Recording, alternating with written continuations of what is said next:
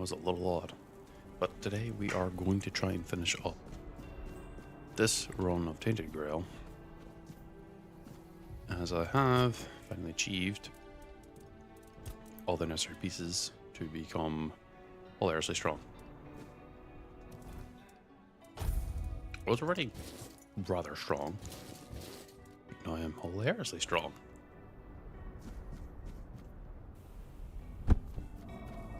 I probably can't fight him. So I'm just gonna look into doing some of the necessary steps to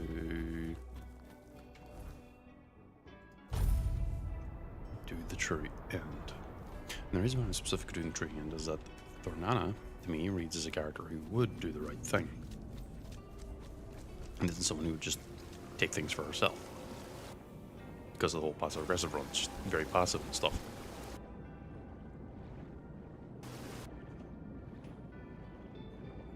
Being able to swim down a waterfall will never not be weird to me. Wait,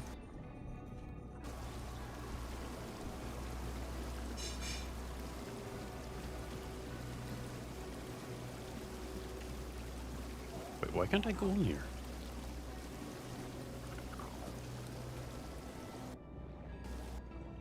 Oh, it's because I don't have the helmet? Oh, you know, that would make sense, actually. That would make a lot of sense.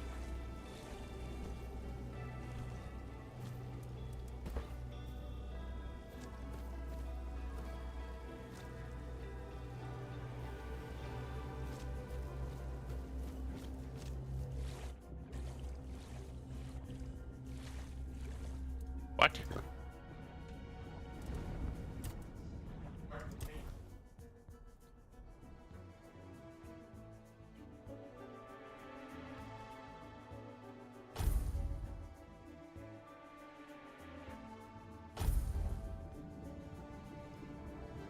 I can't fast travel underwater, then why would you give me the chance to do that?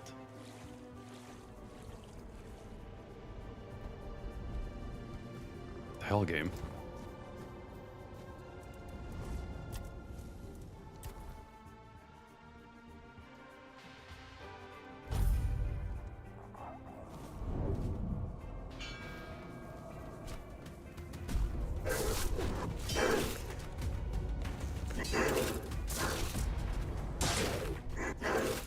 A lot of damage.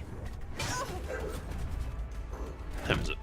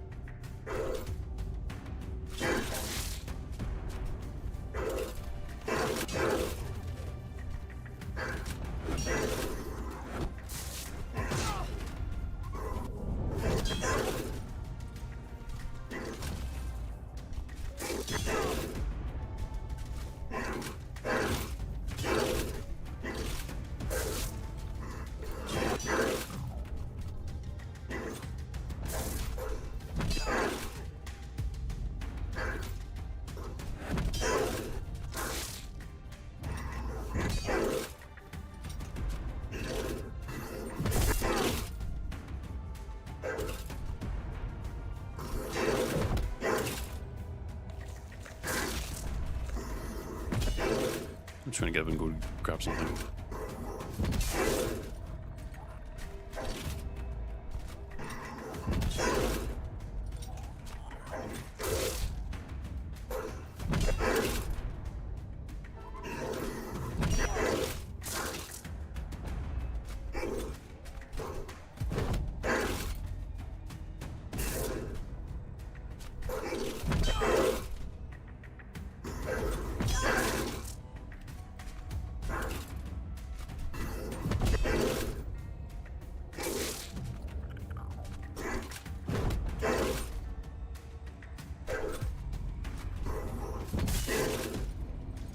Oh right, I forgot I had this.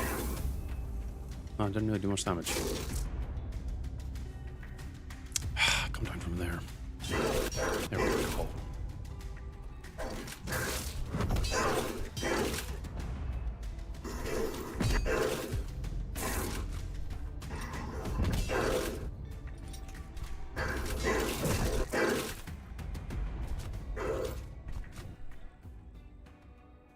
God damn it. Of course, nighttime had to arrive. Well, at least I know he's spawning, so we can theoretically try and deal with him.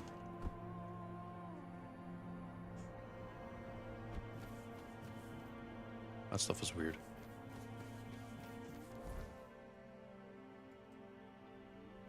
I know it's like down around here, so I have to go the other way.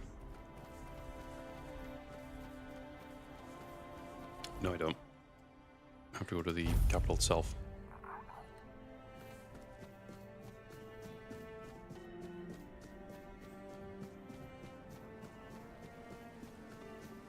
Yeah, can't do it. Sorry.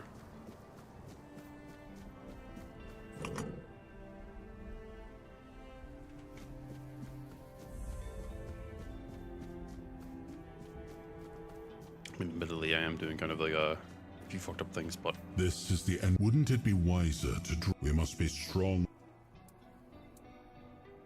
As you wish. I also want to see what the result is if I just don't.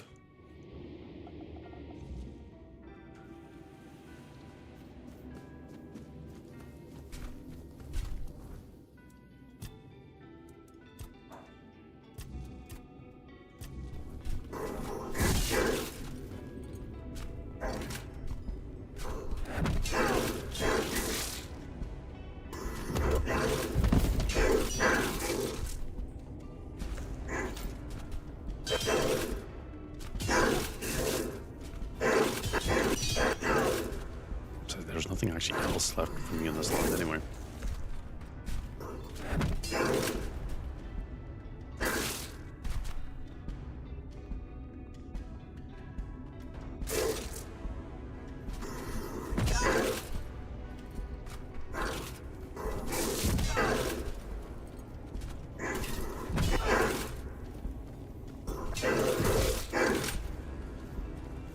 I need to order them.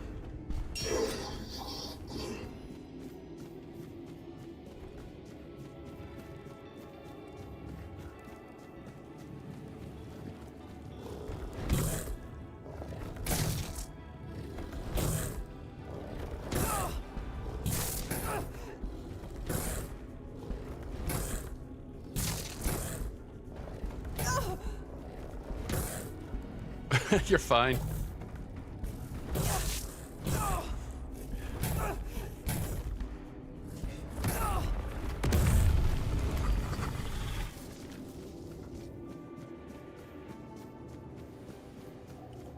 No, that brought a chuckle to my day, so thank you very much for that at least.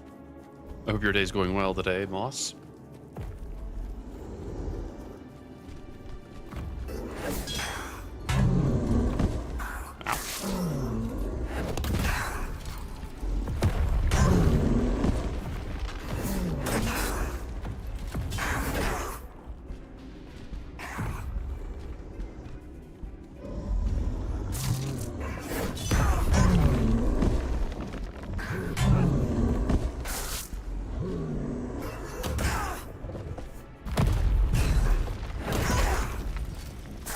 Just in case you're wondering what the hell I'm doing, currently this run is based on the idea of doing a Thorns only run.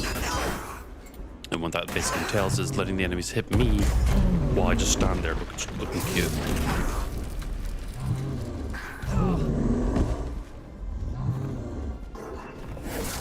A lot of the runs just me standing here, existing, waiting. Especially if the enemy doesn't exactly attack very often like this giant. It takes forever.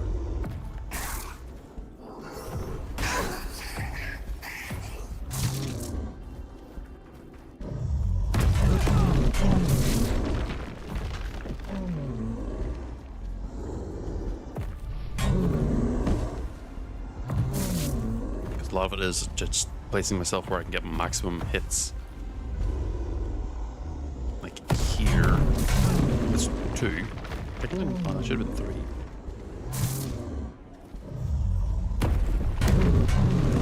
That's 2. Ah, moving winning for Dan.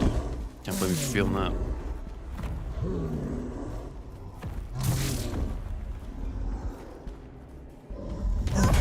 Oh, there we go, there's 3. Actually, that might have been 4.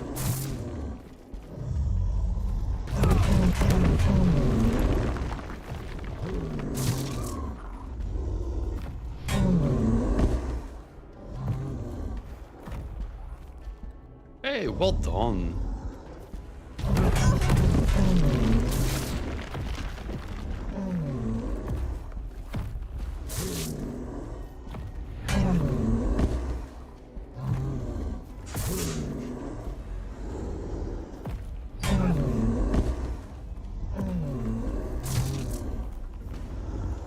Oh god, stop doing that swing. Dude, put your foot down, damn it. Step on me. Oh, there we go. Oh my god, that was horrifying.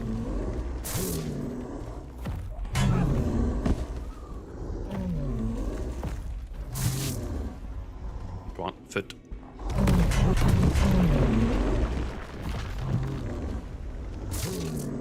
Go on, foot. Perfect. Getting a good cycle, come on. Oh. Undying Watch, charged by killing. I've had this before. Someone undead Camelot Owl. I don't have my pickaxe on. I'm not getting full experience out of it.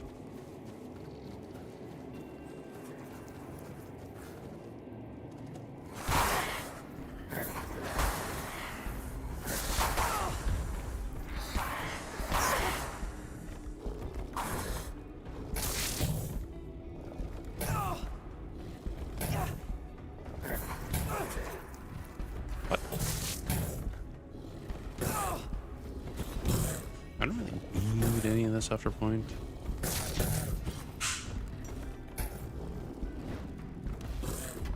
Oh, it pulls off a piece of it to smack. Oh, but does it put it back on or does it lose it? No, it keeps it. Oh, that's a move change. I've never seen that before. Comes a whole lot more aggressive too.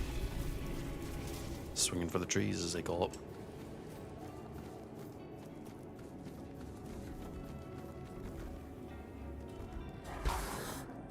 These guys shoot around, huh? Oh, well, he's currently frozen. Well, my day, I only just woke up. Well, give or take like 40 to 50 minutes. So it's starting off well-ish, I think.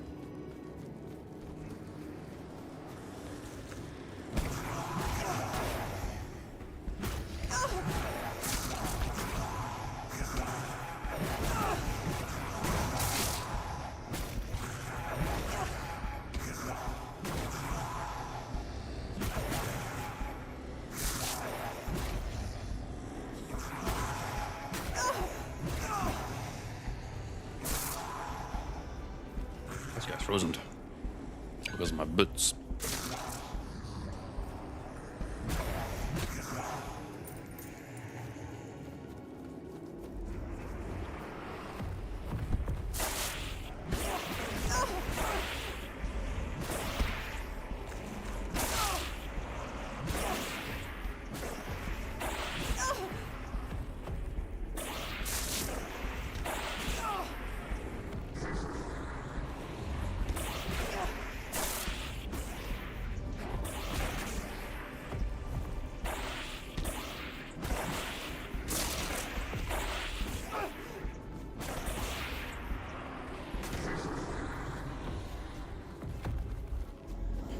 Back to getting stepped on by a giant.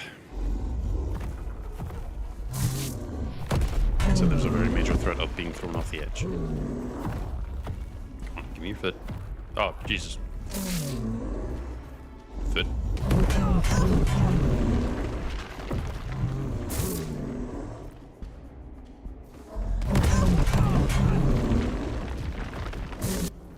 Actually, I could switch my gear real quick. Because the Thorns sticking a bit. But I could inflict them with fire. I think.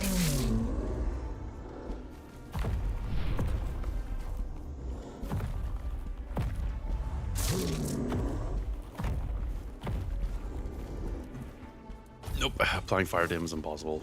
He keeps moving around.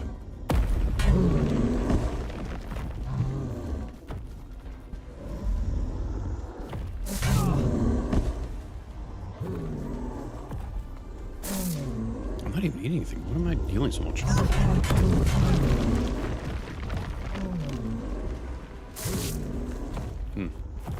That's odd. Oh, other foot? That only gives me one smack. Give me the two. Give me the two. Give me the, or the three, sorry.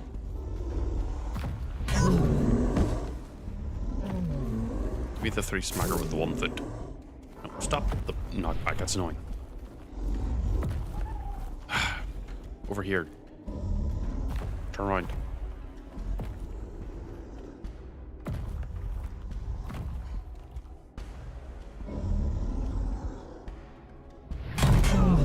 That was a 2-1. That was a 3. Not the worst.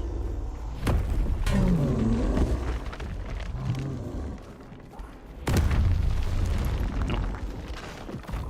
Still swinging.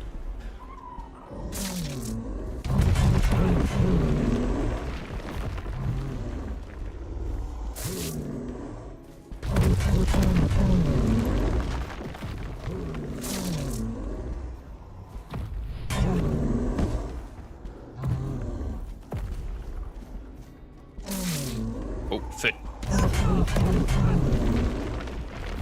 That's good damage. Not so good damage. Give me your foot. Give me your foot. Come on, do it again. There we go. That's what a good lad.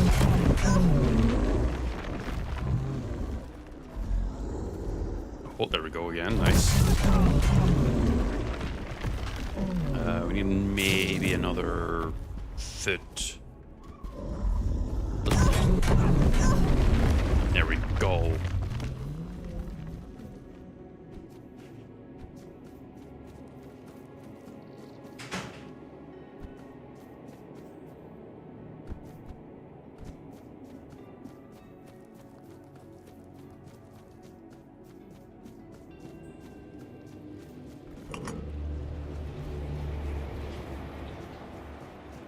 Okay, so this is effectively like the penultimate dungeon. There's technically an ultimate dungeon, but there's no actual enemies in that one. So you might consider this to be like the ultimate dungeon to the story conclusion. But I'm kind of ending it earlier than normal because I can. Also, I've got a feeling I'm going to be missing a few things. Because technically my build is now finally done. All it is really just pumping the numbers. Pumping numbers should be relatively easy.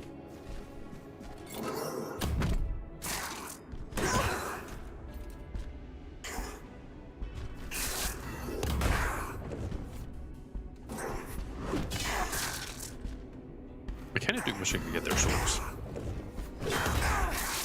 You can get the shields, but not the swords. Wait, at least I don't know.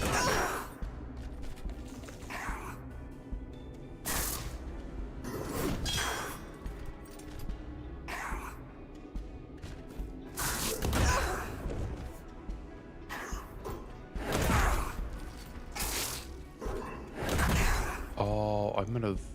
Well, I can still get the Life Weaver, the needle, right? Because I forgot to go back to that one door.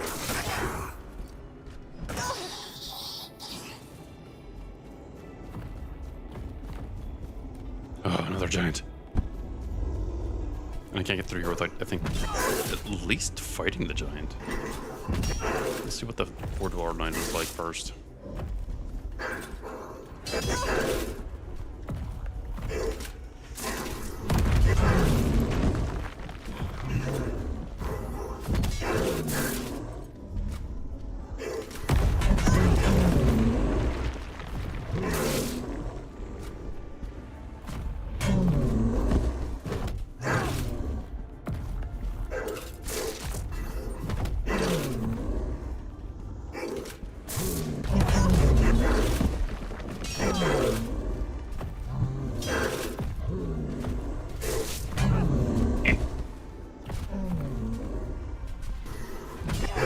there's an official name. I know there are $4 nights, but I wonder if there's an official name for the guy that's outside at nighttime. And not the joking fan name that FoA calls it. Ah.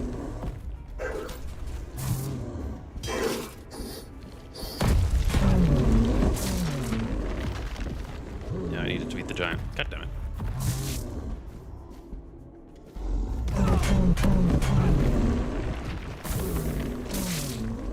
Okay, they're very resistant to poison, very resistant to fire. You're resistant to everything, aren't you? Except bleed. Which is kind of ironic. Oh no, you're even resistant to blood.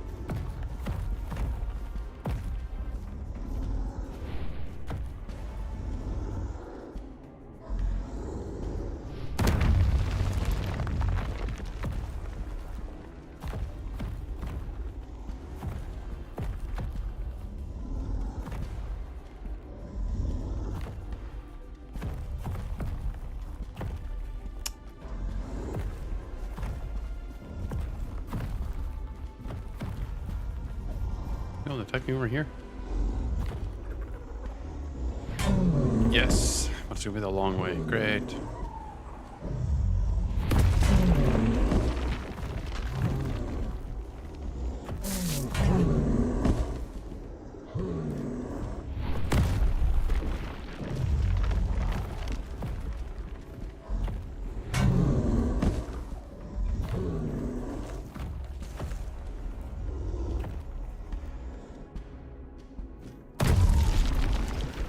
Fucking hit me over there.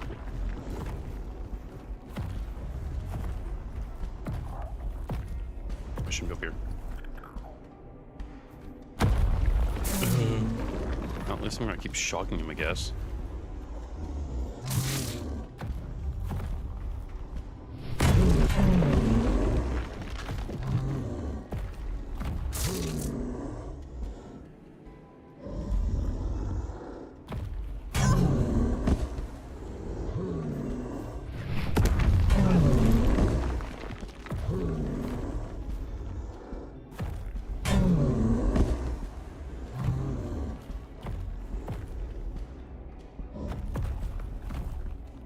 Come on, you silly fuck.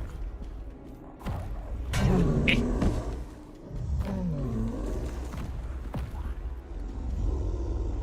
Come on.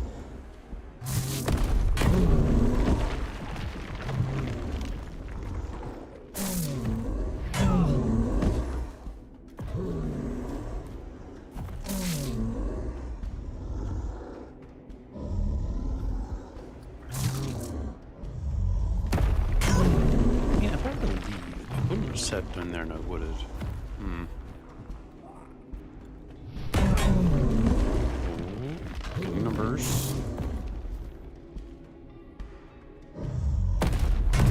Ah.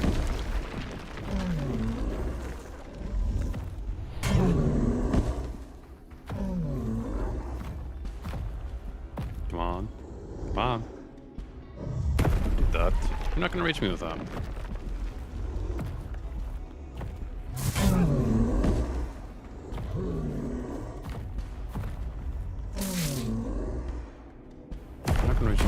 Oh, well, you hit me with that.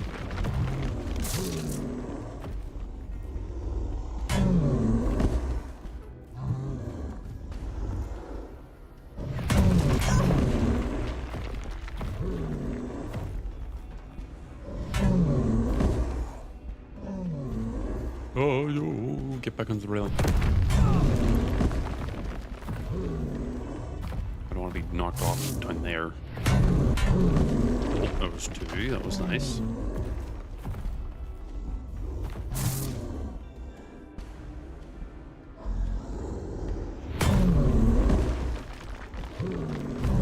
There we go. Blumin' hell. Now you can go through here.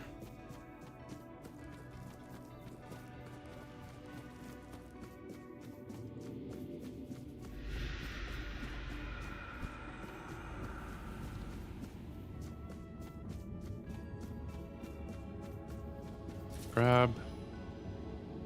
Then we get the last memory of Arthur, but I'm going to skip this because this is not a story playthrough.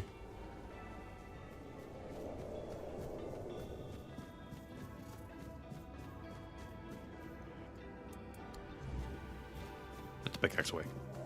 I wonder. Okay, good to know. Those are pits. But that didn't count as dying. Just counts as resetting, I guess, like an unstuck or something.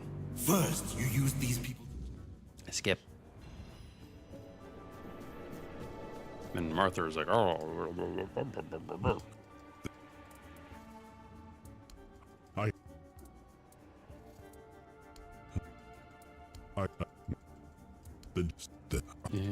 Yep.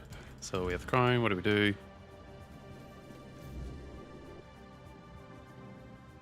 And then they're gonna be like, oh, but the giants, you keep doing, you ruined the plan, or whatever. And I'm like, okay.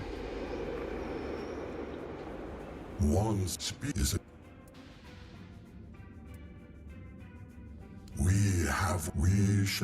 Yo.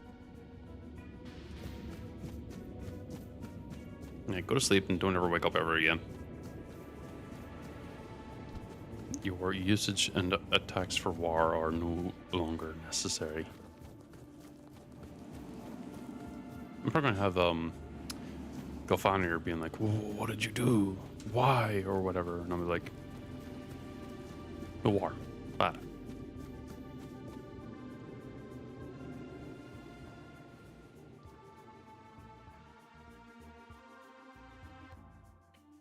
I remember to go back to Connacht. Do you remember to go back to Connacht?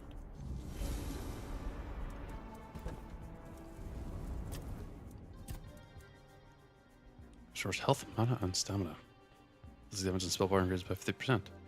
Actions do not cost mana or stamina. Do not use up normal quality ammunition. Killing enemy restores a portion of the king's soul.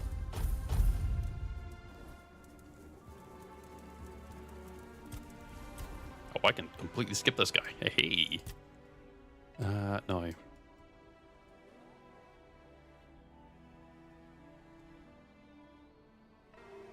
Ancient Beast. No, it's like Forgotten Gate. I need to go like over yonder.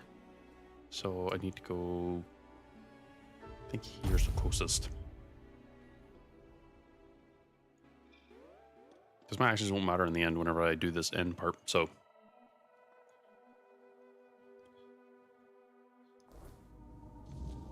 Because that's the only thing that matters.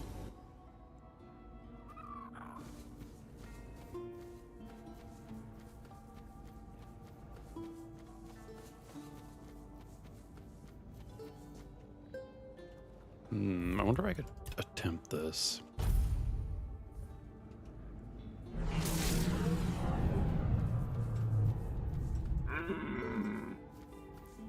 The answer is yes.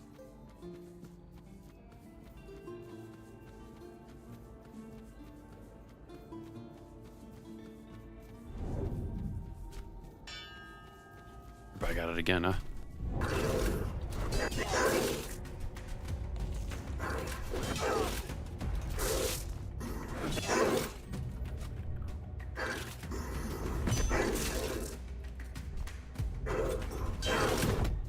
What time is it? Oh, late enough. Sorry, early enough in the lake so that you can be up here for as long as possible.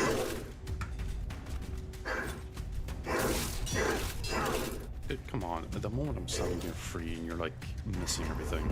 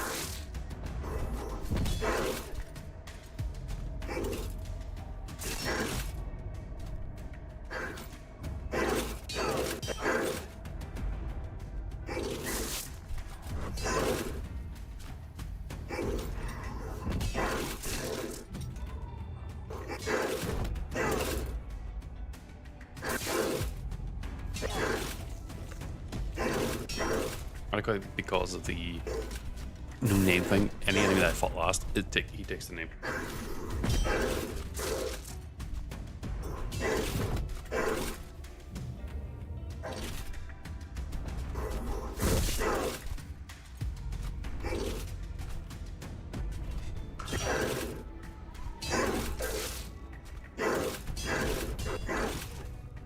Immune to frost, you're immune to fire.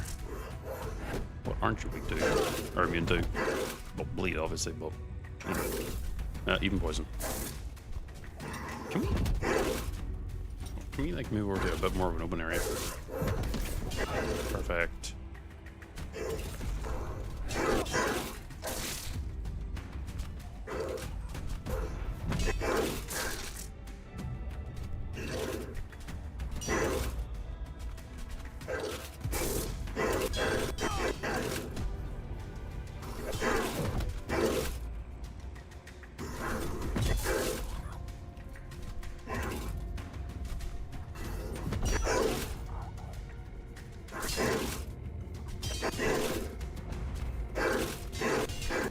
Go. A lot of extra damage that he's taking.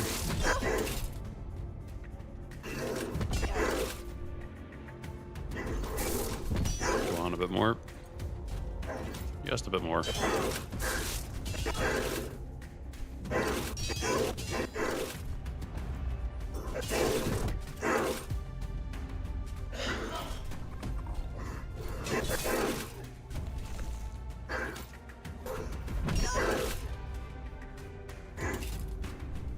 Almost done. Come on, a bit more. Come on. Bit more. Bit more.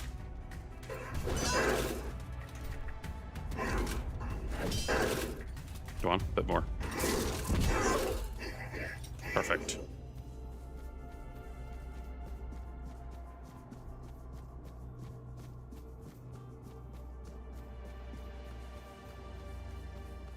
Now, there's a door over here that I forgot to do the last time. Whenever I last unlocked the Shield of Palamedes.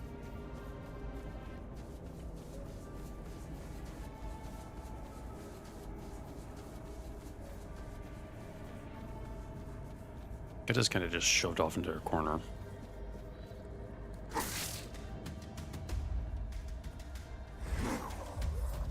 Figured he would drop immediately.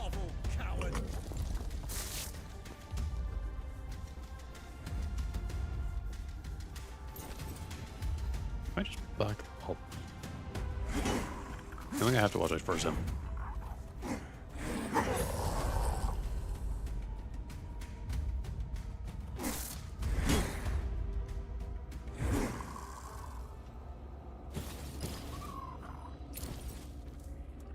Pop the stone, level up.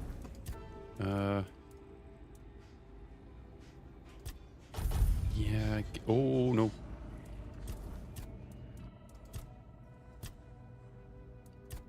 We're good here, we're good there, good there. Got all the statuses. Switch to potions. It's not like there's really much reason to it. Sprint on through here. This should be still doable, I hope. Yeah, it looks like it. Hello. But you're much weaker than the others, so this should be quick enough. To an extent.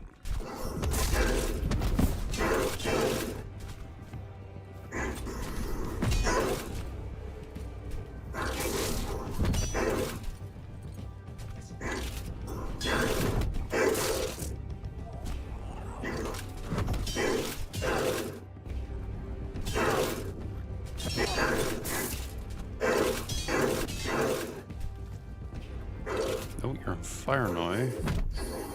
So you are in particular resistant.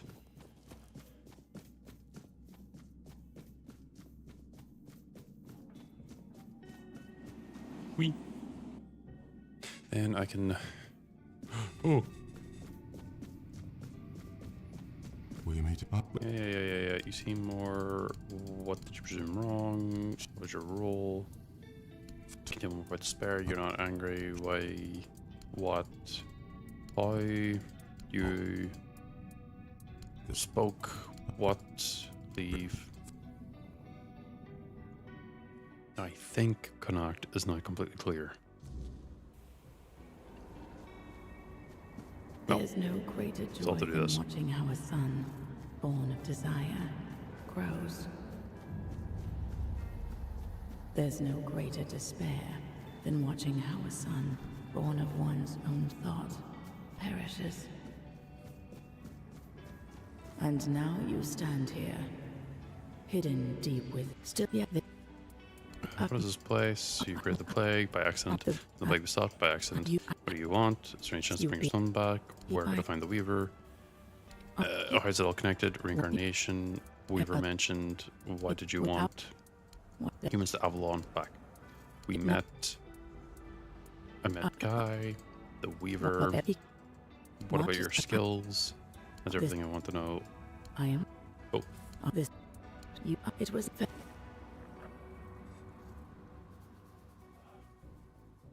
Arthur is secretly a four-dweller and was born of a need to be not human or something. And I'm his vessel.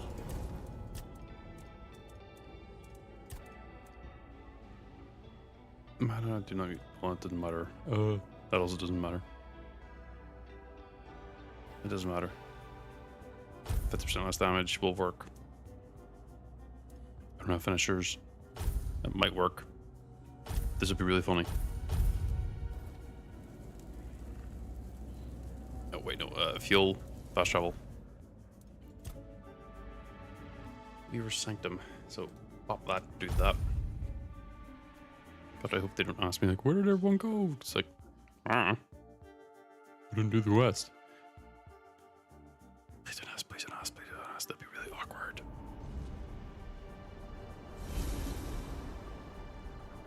Oh, perfect.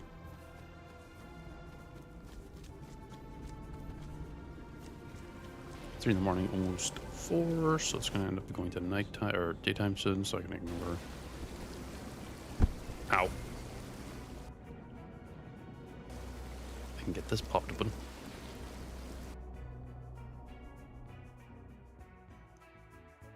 Still need to find the other tombs. I think I'm missing like 2.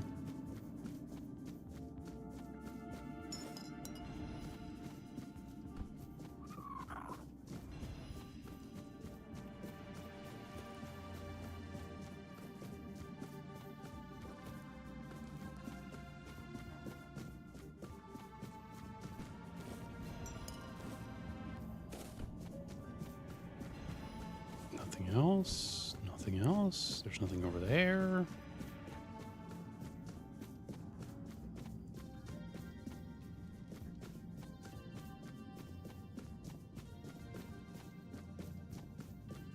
The center cannot hold, little prince. The fall, it is already here. Step further and see for yourself. Okay, he pulls like 2 double shields. And so... What happened? Where are we? Yep. Do you bear a grudge? I'm sorry.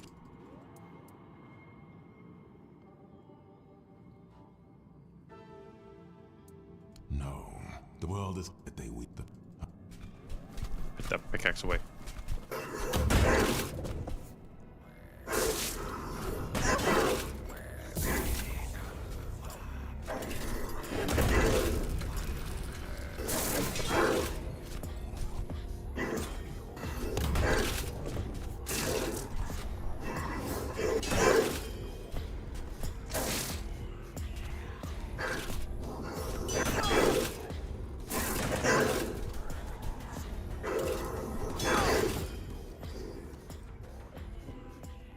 Job done. We can drop the shields, go for the full fence.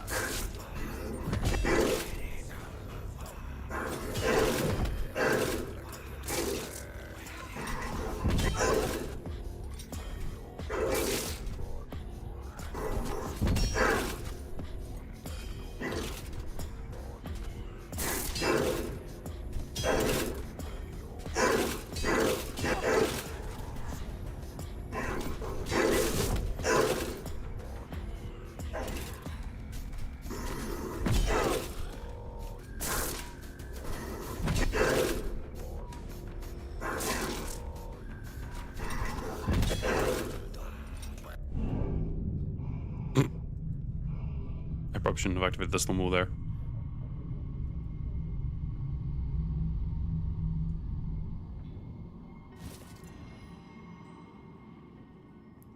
Lord of our Life's Bundle, and then the Triskelion Life Core.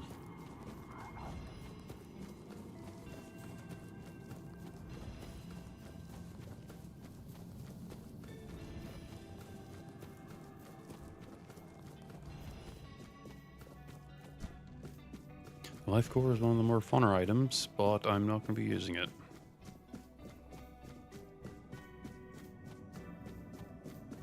But it does technically allow you to switch your build around pretty aggressively. If I equip it, you'll see in the bottom left, my HP is 302, my magic points are 133, and my stamina points are 102. Then when I equip this, they change. Now my HP is where my magic was, my magic is where my HP was, and my stamina was, I think, where my...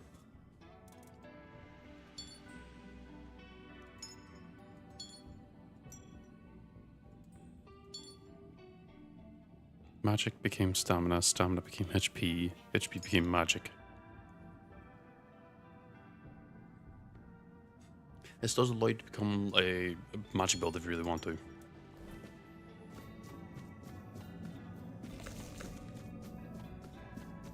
Or at least start working towards it in some way, shape, or form. If you want to do a build change.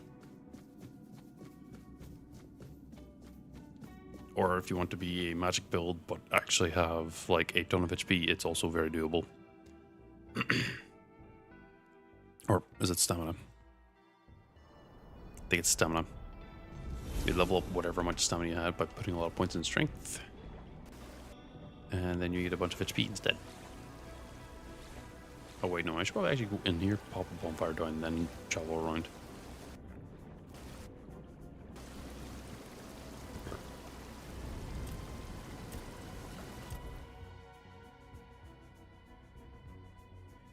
Now I feel like there's a tomb right here.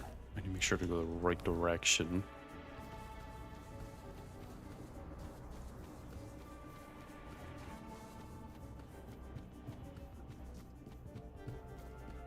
Ooh, ah. These guys are playing chess.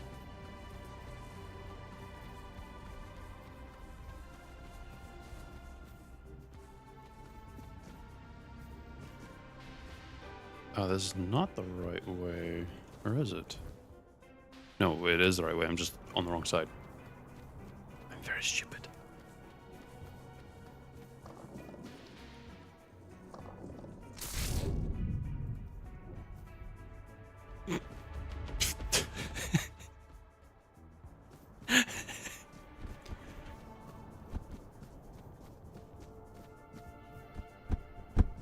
Ow. My ankles. Crimson Gate. Is this? This is the one where I might be in the wrong location again. Yeah, this is the wrong location, but I'm still gonna finish it.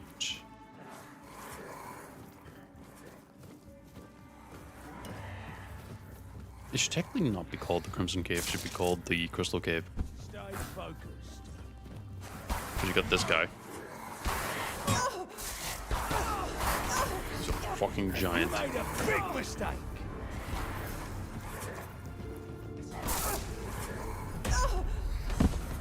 Oh, you pay for that.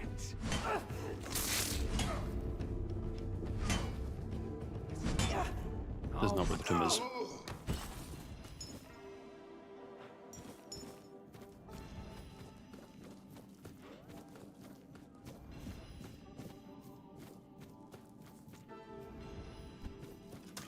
Wait. This armor. Yeah, it doesn't really matter too much in that. Happy snow. Take damage, decreases incoming damage by 25%. Nope. Killing an enemy decreases damage. Physical damage by 100. Dash counter is always 1. Minute critical chance. Movement speed.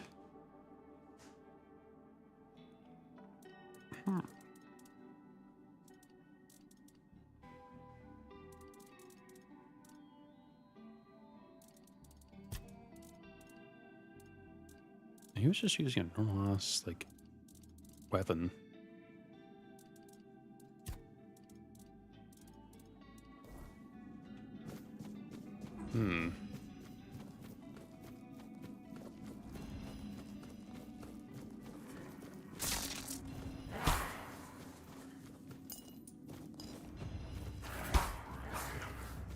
Fucking thing's launching me around. It's not even like painful or anything. It's just like it hits me and I get thrown off to one side.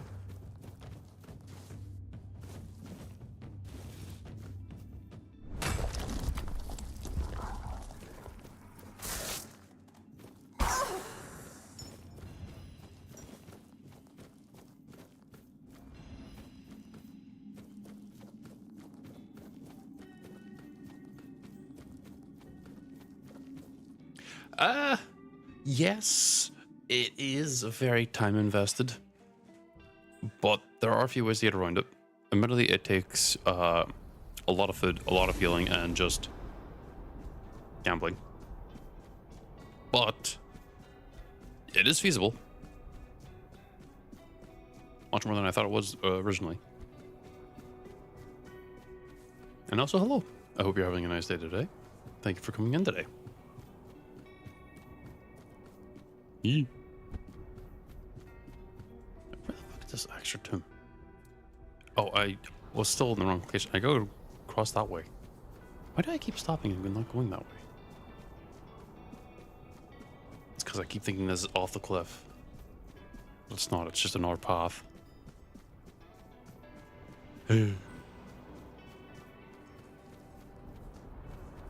Mind you, the build isn't like perfect Thorns only. The rules are just quite simply every single bit of damage has to come from Thorns or gear equipment is probably a better way to explain it, because originally I made the joke that this is a passive aggressive run where I'm not even allowed to really raise my hands, so to speak. But you know, if I'm mining, I have to raise my hands. The game sometimes forces me to lift my hands, and I genuinely don't know how to prevent that. If I could, I would. But as long as I don't do damage outside of, you know, the gear effects or just getting hit myself, it's all good. I actually had just done a shield only run, which was hilariously easy. But the main difficulty with that one was I wasn't allowed to use healing. Well, see, here's the thing. I had actually considered, because another friend of mine, known as Zakora, had suggested doing, like, you know, healing spells and the like. There's a specific shield spell that if you take damage, it explodes. The issue is to cast that spell, I still have to get my hands up. I still have to be in a ready position. Geez, spell run when? For now, there's a few things I still don't understand about the game. So I think if I were to play it again, I would go back to my first ever run where I have just all the gear still, go finish the DLC on that one, and just genuinely try and explore New Game Plus and find all the quests, all the locations, and just see like what I could have gotten on the first run through, and also try and better like establish myself with the game itself, so I stop forgetting where things are. The next challenge run, if I were to do one, would be either a Canon Arthur run, just purely for the fun, or a handed, yes, I mean handed build, which is just one-handed, but I'm also using a specific weapon from the keep. Hence the handed build.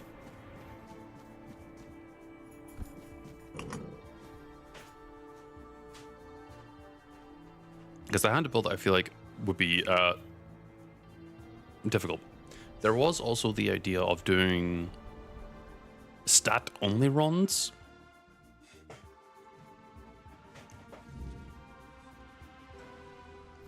But... oh, hi. But a lot of them are kind of rough. I think the easiest one would be the magic one, but also I wouldn't have the gear, I think.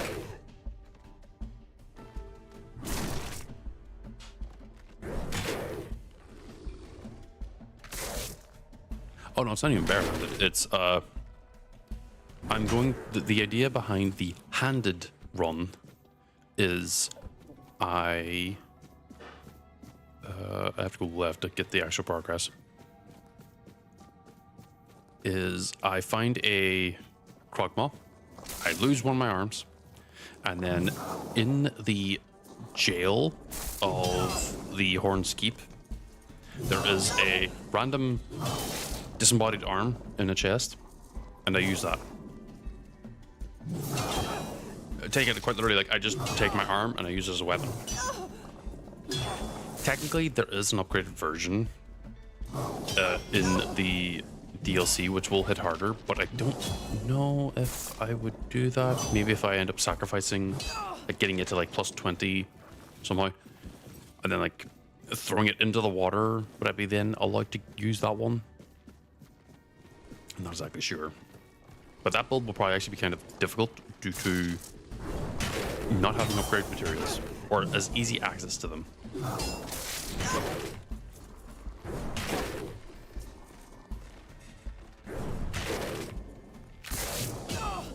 Alternatively, if I find that build to be a bit too strong or a bit hard to do, I'll probably end up doing like a throwing item only.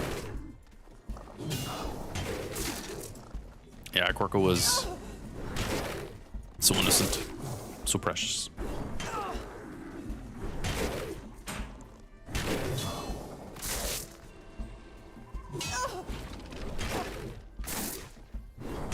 But you did have to happen to come in at the kind of like tail end of this journey. Yeah.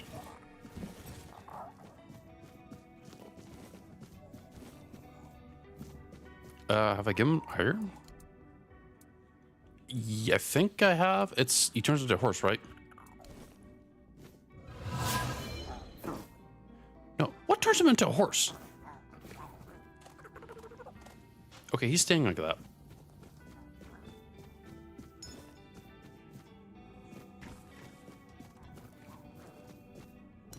I've never given him an iron. Oh, Mandrake. I keep using all that stuff more often than not into potions. Well, you're going to stay like that, because that's... honestly... Wait, you're kidding me? He can do damage?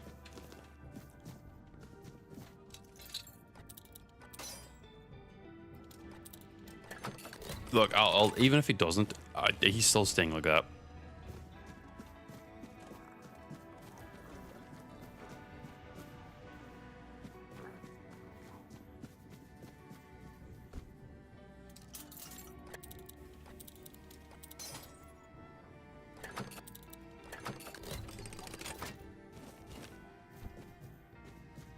I just gotta find an undead then to stand at and have him do what he does best. the new build, Quirko only. I'm not doing that.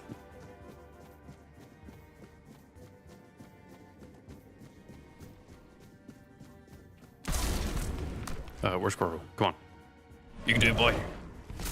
Don't run away. Come on, you can do it.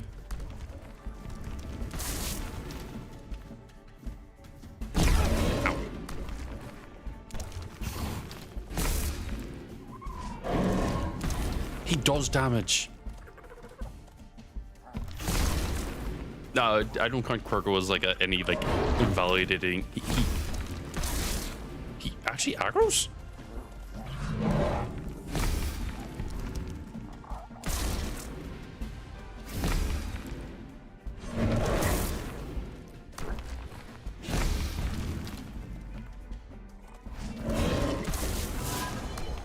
Oh, there it goes.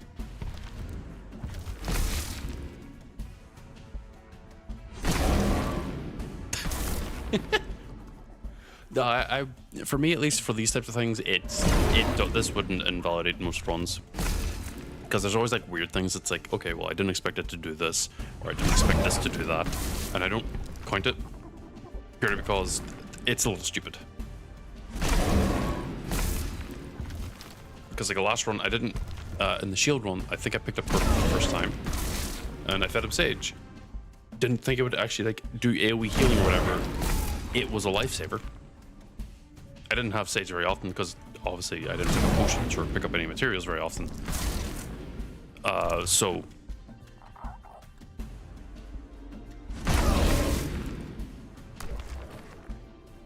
I didn't really count it. Plus, for most of the game, I kind of just didn't feed him Sage.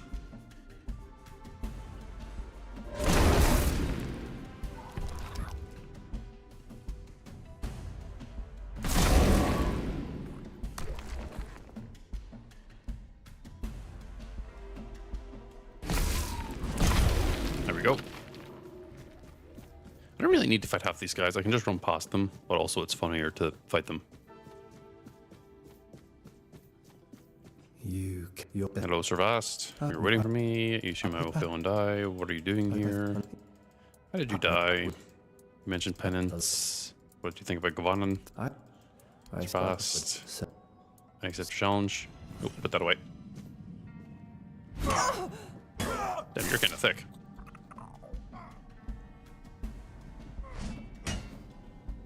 Oh. That was awkward. Why aren't you more resistant to being cold? You're an undead, technically. And be frozen again. Oh no. Why am I bitch proccing again? Odd.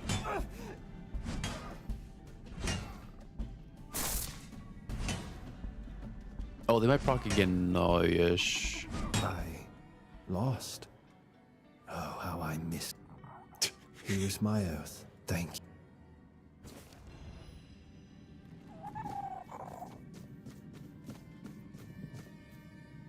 And this is meant to be my tomb.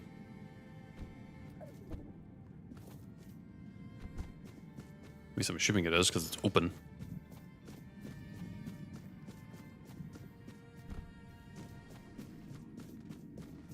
Ooh.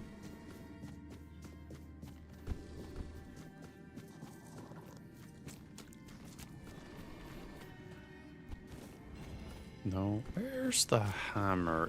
You have it, don't you? You. One of you two.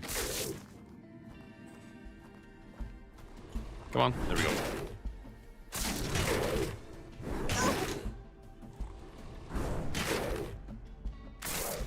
I have pondered about doing like different types of builds and which ones would have like the most difficulty. But I don't. I think the one that I would have the most difficulty with is hilariously an endurance only one, because every weapon requires strength or dexterity, one of the two, or both. And I haven't ever seen a weapon that just is like a single stat endurance. Maybe there is one, maybe I'm unaware. And like some of the gear that would be like really good for endurance runs still require strength. So unless there's like some weird way where I could like somehow finagle into wearing the, well actually this wouldn't work, I'd need the stats to actually wear it so I can get all the +5. Ugh. Realistically, I feel like the endurance build would be like, okay, well I'm not going to be taking damage, but I will be using shields again, I think. Is it you? Hold on, you bear with me as I lockpick this. Oh, I'm not very good at this. No, it wasn't that. Is it you who has the hammer? Like, come on, stop wiggle woggling.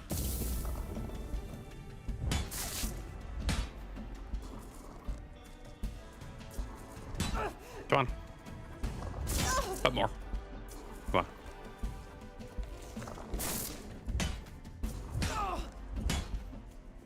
Bit more. Come on. You can do it. I believe in you. You've got like 3 more swings than you.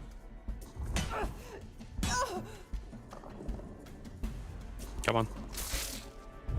There you go. Okay, I got the chisel. That's the thing I was looking for.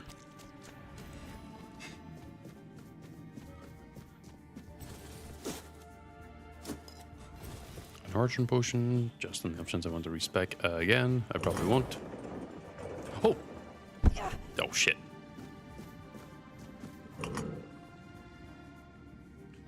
I didn't even see that. Aha. Wasn't even worth it.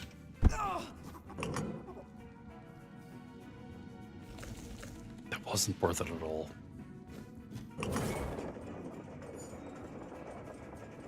Sarus really does. It's nice because it did introduce a bunch of items that have different stat requirements and the like.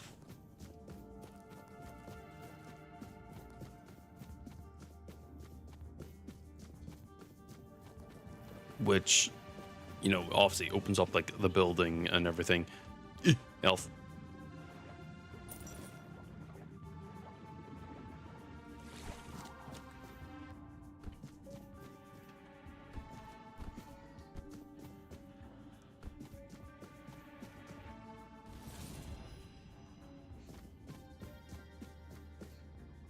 Yeah, that is the one downside.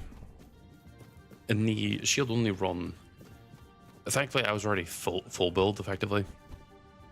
So whenever I went to respec, or whenever I went to Sarus, I didn't actually have to respec anymore, or at all, thankfully.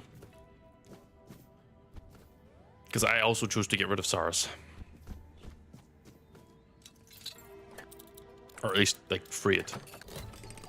Like, get rid of it, so to speak.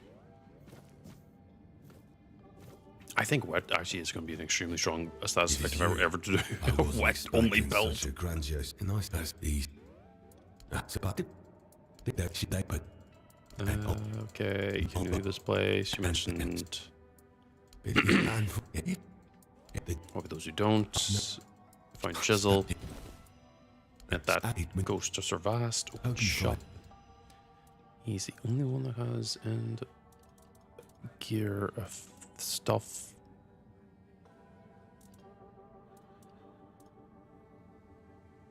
Movement speed multiplied by 5%. I'm going to talk about that.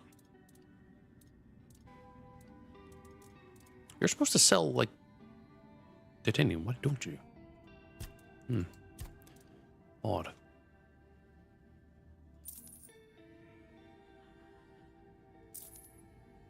Okay, get rid of all this.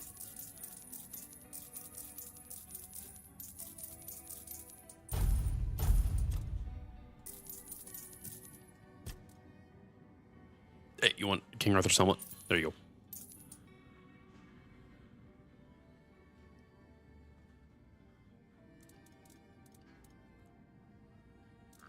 go. Oh.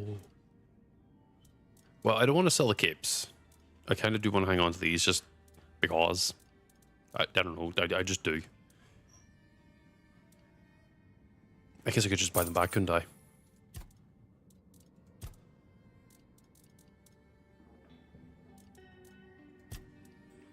Oh my god, I didn't know you could actually do that. For the longest of time. Well, I can't sell all the food. Dish, miscellaneous. Yeah, some stuff I don't want to sell. That's good to know, though. Forever, if I ever do another weird run, I'm just selling everything that I don't use.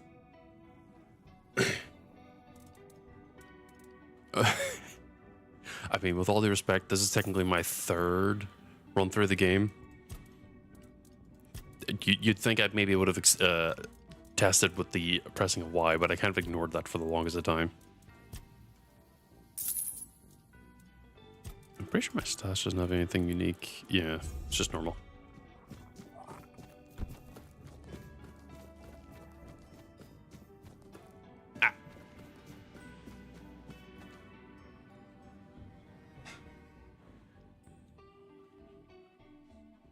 Because I did the normal run through, which is like the first time I was playing it in general. So I was learning the game, so fair enough not learning it. But then I was doing a shield only run, so you'd expect me to recognize it. It must be hard to be denied. What did you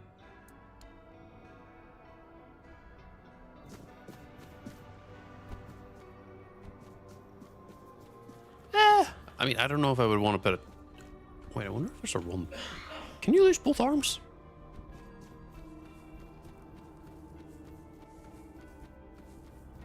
Or can you only put it once? Okay. No, I wasn't thinking about a build that totally made you lose both arms at all. Nope. No siree.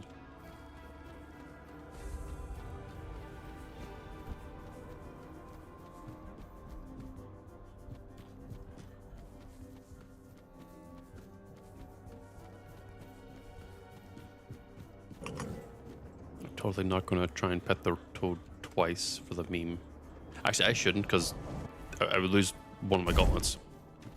And I think I would lose both my gauntlets and I would lose the bleed effect. I don't want that.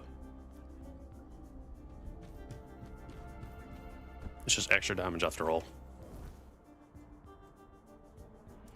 Now, where the hell is the other tomb? I think it's going to be around here somewhere.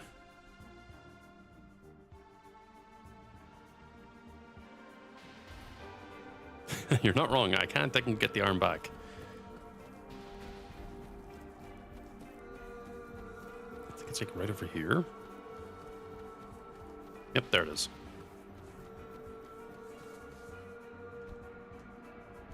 Yeah. Struggling to get up here.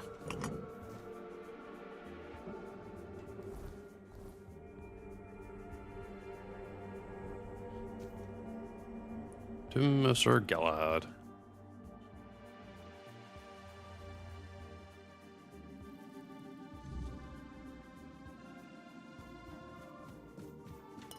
I'm pretty sure you... Wait. I'm pretty sure that once you lose the arm, you can't do it again. So I imagine the game's still reading you with one arm, even though you might have two. Theoretically. If not, fuck yeah, do it again. That'd be funny. Oh, how did you miss? I'm not even like doing anything. You okay down there? Oh, you'll probably be fine. Oh, you slipped and fell.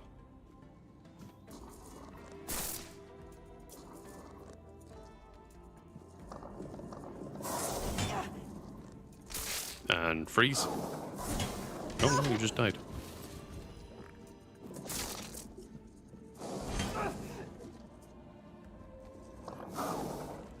I agree. He caused my game to crash in this run because of the shell or something. Well, I don't know if it actually was intentionally crashed or if it was just something weird.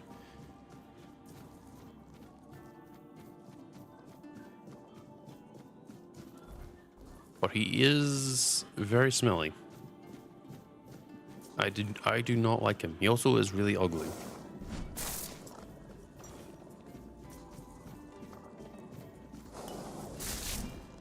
And not even in like the funny way. He's genuinely just a freak. That's not Galahad. I'm not running any mods. No. If I am, technically it's like just the mod loader to load the game, really.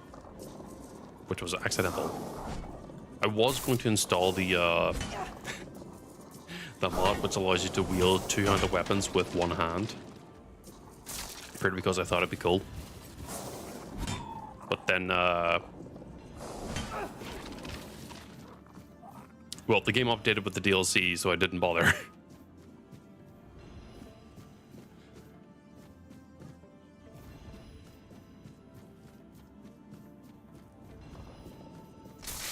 I have considered running mods for other runs, but I haven't seen any that are like good, or at least interesting to warrant it yet.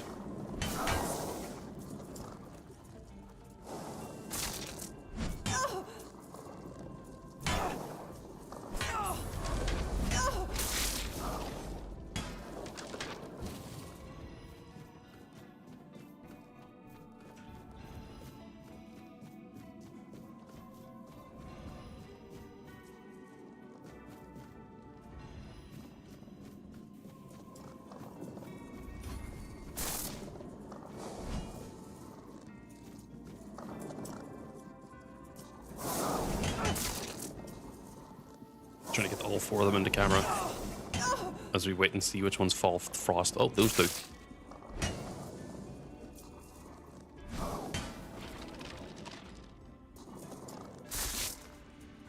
I actually haven't run any bow builds yet, and haven't really tested bows either, so I wouldn't actually know.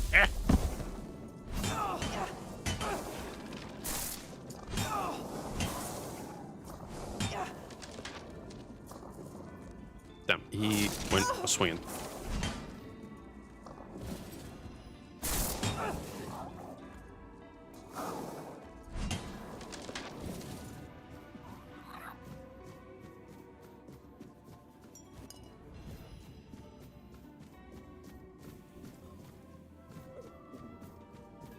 But good to know that the that I should run. Huh? What? Oh.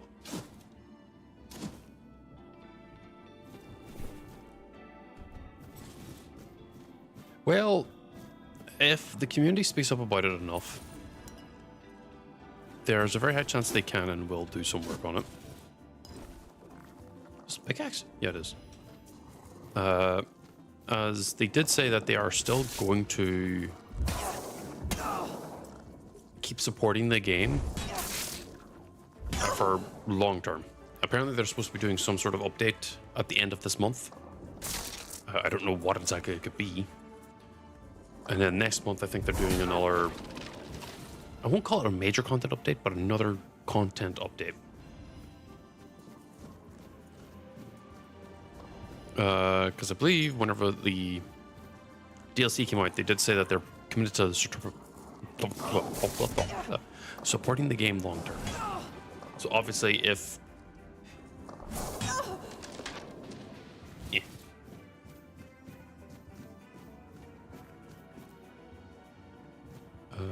Probably have to go this way.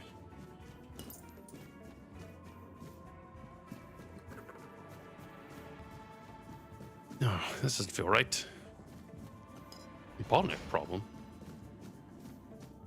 Oh, I did not notice. This isn't the right way.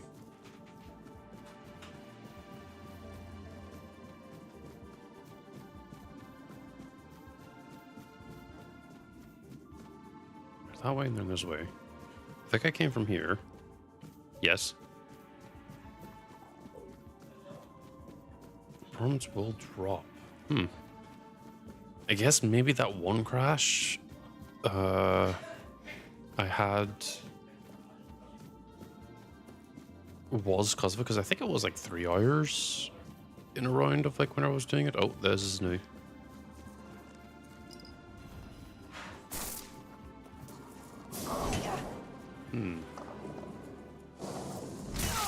Considering I've only really, I think there was only one time where I played the game for about 5 hours. I think it's whenever the DLC first came out. I didn't actually have that situation myself, but maybe it's also the fact that I'm running the game like on the lower end in regards to graphics and everything. Like I don't have everything cranked up, so maybe I'm not experiencing the same problem. Here.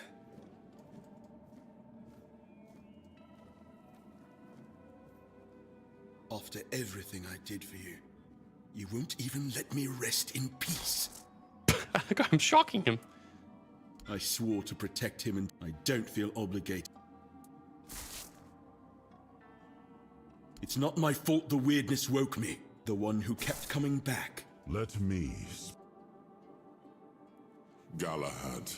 Galahad, you're needing your. We come to you in our hour of need.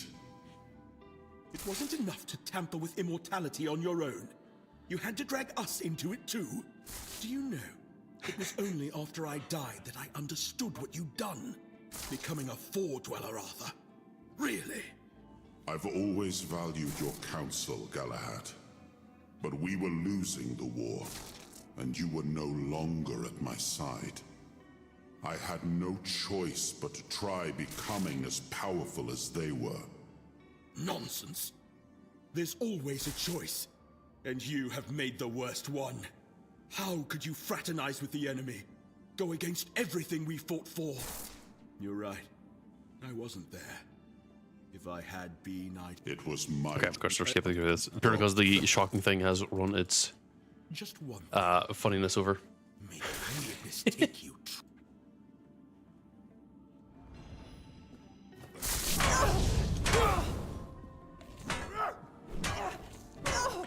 Yes, I am doing the alter ending, or at least trying to. Only because I feel like with this character, it's the most morally right thing that she would do. Because again, passive aggressive run, so what's the best thing rather than make it so no one else has to deal with the aggression of the weirdness anymore?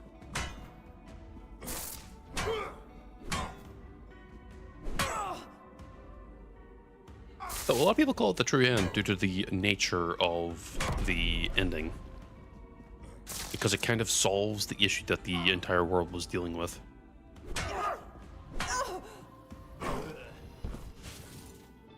Shit. We're uncovered. Fuck. But I don't want to drop anything. Fuck it, we're gonna walk.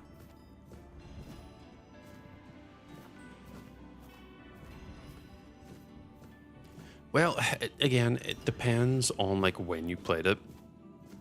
For me personally, Act 3, I technically did rush it the first time through as well. Partly because I was...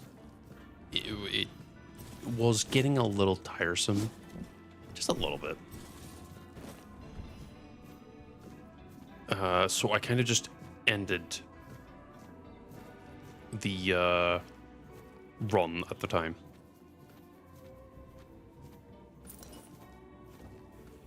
Oh yeah, there's a ton of items that are very insane in Act 3.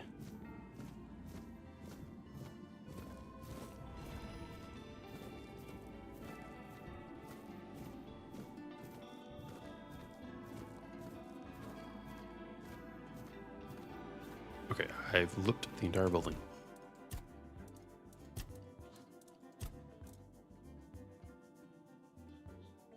Oh, it's a two-handed weapon, that's what I'm looking at. Yeah, Galahad's Mace. Each attack is a critical.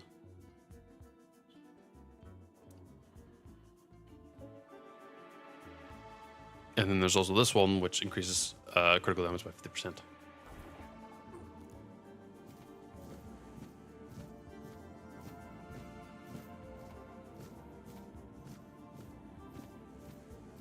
Oh yeah, that weapon, from some of the community posts that I've seen, what's the purpose of this? Is that and another one is like the de facto game-breaking build. I personally am not going to be using that more often than not, even if it is a funny hee-hee-ha-hoo type thing. Part because if you build it into crit, you're going to end up with 100% crit anyway. So you're better off just looking in for a weapon that increases your crit chance, or not crit chance, crit damage instead.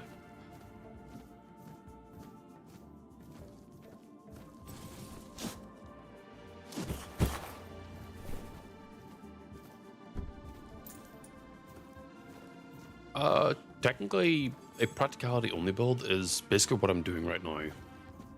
I mean, yes, I do have... excuse me. I mean, yes, I do have, like, points in strength and the like. But that's only to wear gear. My voice is cracking. Hold on. There we go. Much better. But a lot of this stuff requires, like, you know, strength, endurance, etc., etc. But effectively, a full practicality build is pretty much a Thorns build. Thorns with statuses and just a lot of crafting and healing. You can still attack and everything because you'll just not run out of stamina or anything. But your choice of weapons is very severely limited.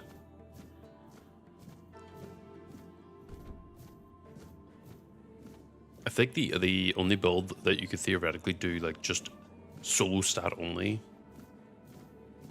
is spirituality. And yeah, weak point damage would go burr. If you end up running a bow on that point, it would end up being, like, probably one of the best things to run with. But that would also depend on whether or not you have enough dexterity to wield some of the later game bows. Or strength, depending on the type of bow.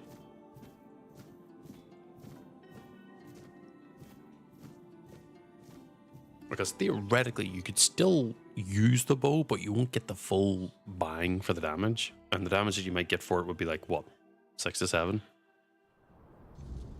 Like, total points. So it might not be And so, great.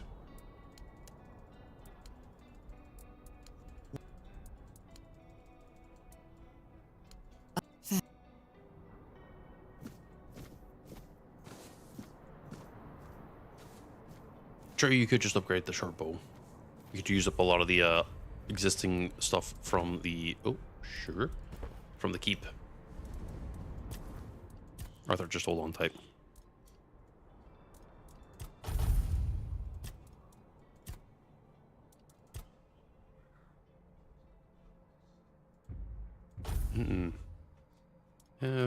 Cheaper, doesn't matter too much.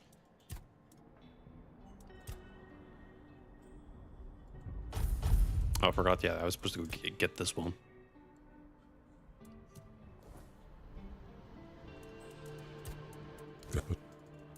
Yeah, you didn't get along, but he was also like someone who kept you grounded. Fuel, fast travel. To Ulfra Village. Wait, what? Oh, I can't fast travel. I'm covered. Forgot about that.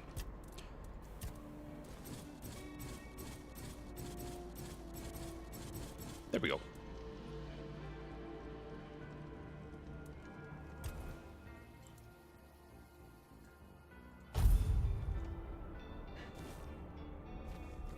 Yeah, 60k for anything Act 1 is a lot, but also you end up making a lot of money. That's kind of like a lot if you just have a lot of carry weight and you just collect everything. Like I've had like a few 100,000 multiple times.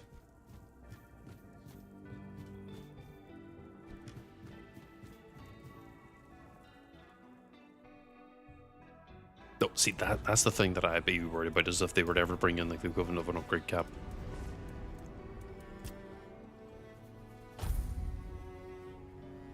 Daytime. Nighttime. Daytime. Nighttime. Sorry.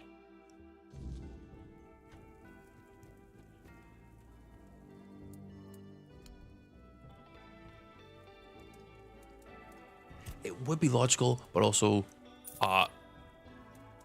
if they were to ever do that, I'd immediately tell them, stop that.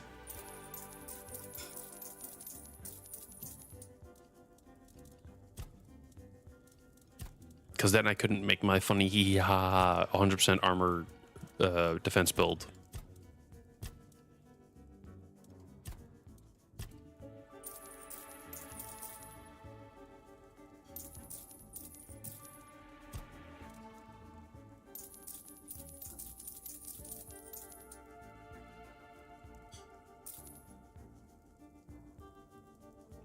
Oh, 10%. What build could you run with that?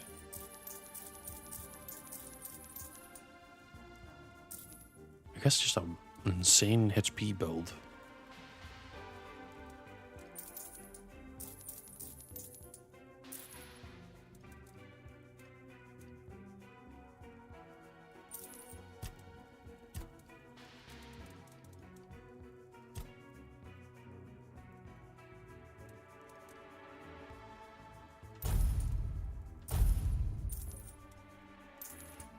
So every plus 10. Oh, I did not know that worked out to be like that. I guess admittedly at that point you're just better off going to New Game Plus at that point then. Considering most of the gear I have right now is like at least plus 20. Well, some of it. This is like basically like the New Game Plus 2, almost plus 3 variant.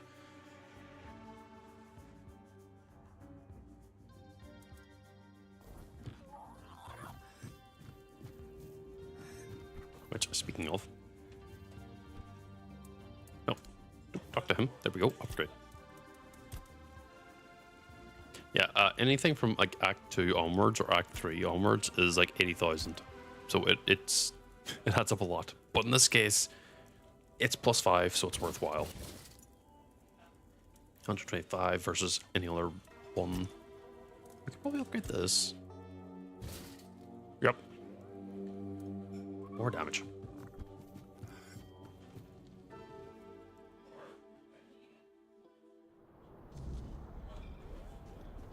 No.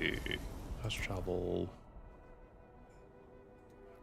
I've done the 2 tombs. I've done the Lifeweaver Spindle. I've done all the other knights. Is there something else I'm missing?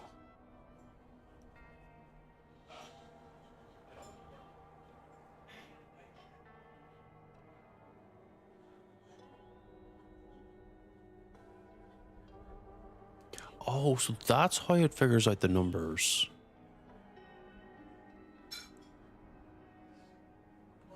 I never knew that.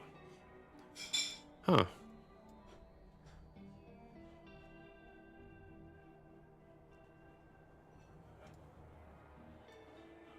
Now, there is one thing that I heard, but I think it's false, is that there's meant to be a total of 3 or 4 $4 knights that you can fight in across the entire game.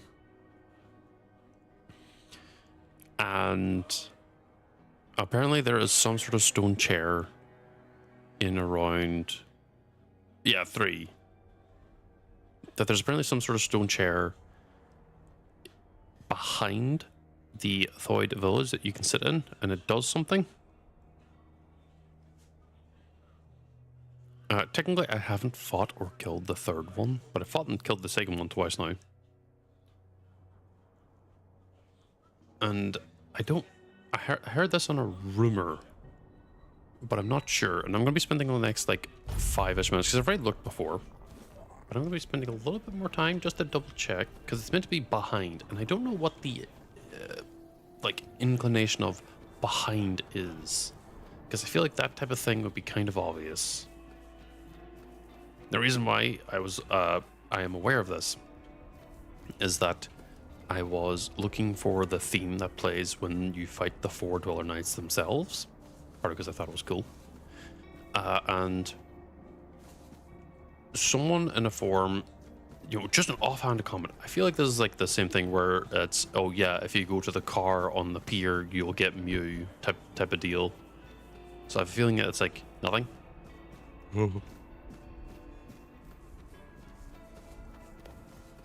But I also technically haven't fought and killed the 3rd one, so maybe I don't know.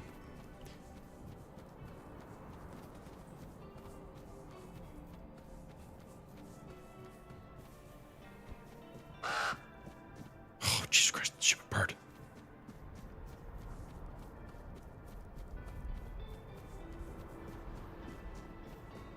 Because admittedly, there is this place here, which is a little odd. But I don't think there's a chair. I don't think any of this is chairs.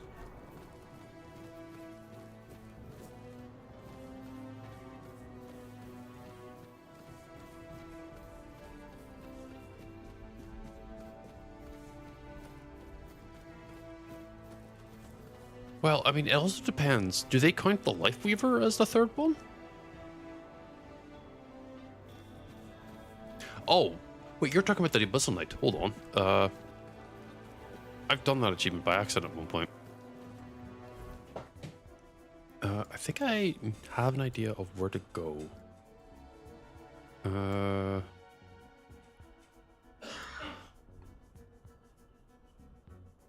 I meant the 4 Dwellers, yes.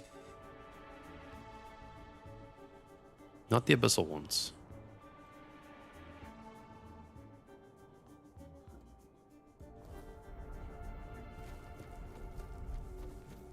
So wait, were they talking about the Abyssal Knights? Were they? No, surely not.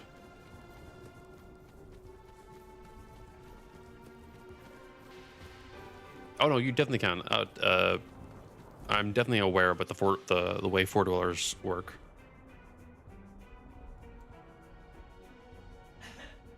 Frozen Realm, Achreta.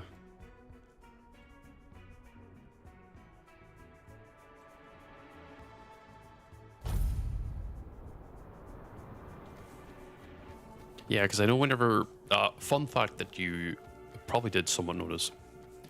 Whenever you're fighting the Four Dweller Knights, sometimes during certain moves, they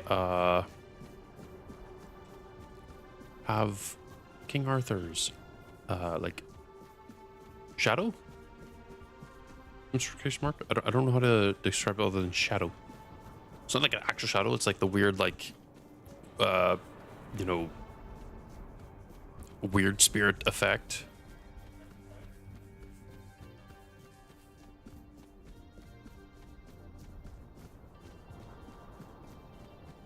Where like whenever you defeat it, it kind of just like that A pose and then it fades into the ground. Okay, it's not here.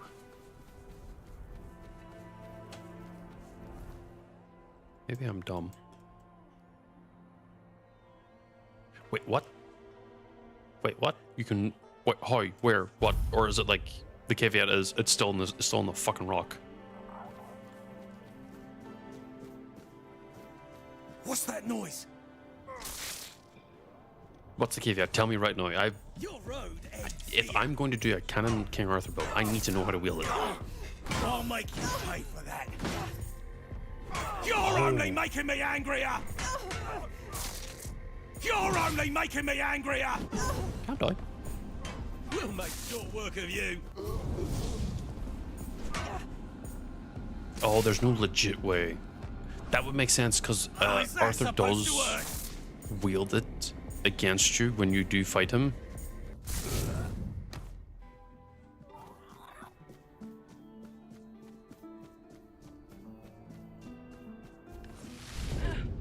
What's that noise?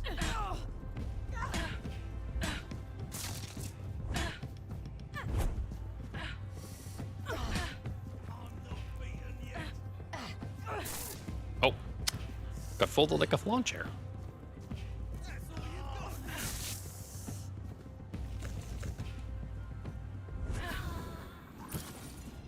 you've got. I'll make you. I mean, yeah.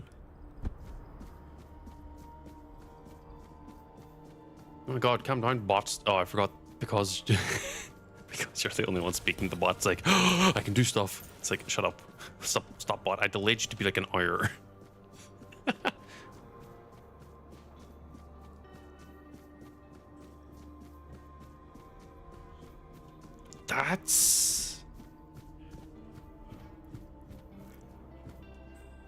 That makes me wonder if there is actually like a feasible way to actually get it then.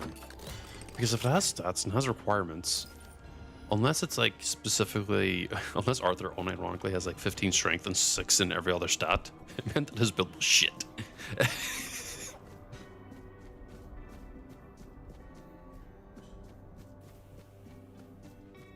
Nightbot does do that sometimes, yeah. Who goes there?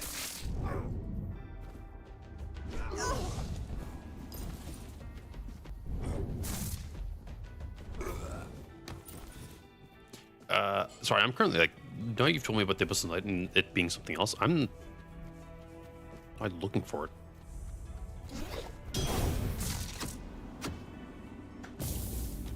Being a little bit more aggressive.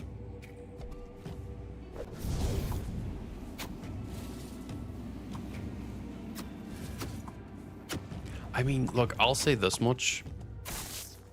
The potential to wield it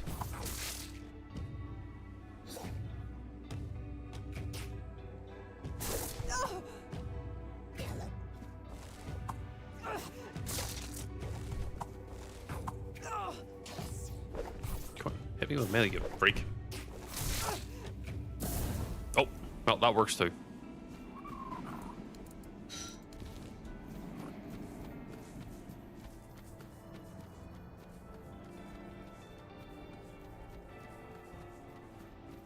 See, what I was gonna say, because technically we know where Excalibur actually is in the world.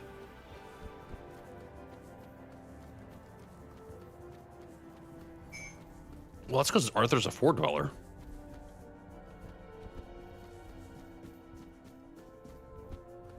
Like, Like, you know, whenever you fight Percival.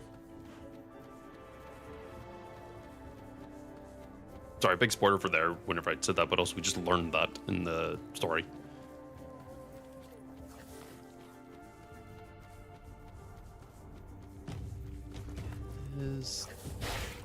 This isn't it?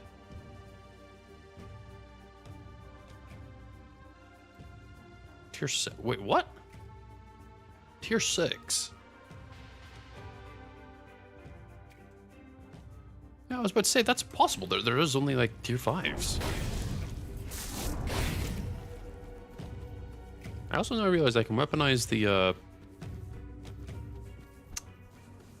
Arthur power, which is funny. But if they were like, okay, so let me just spitball here.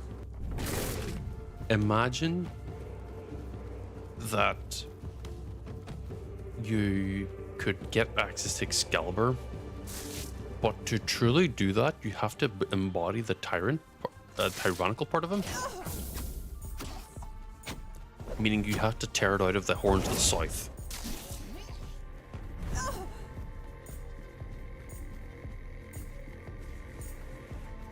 Like you would have to disobey like the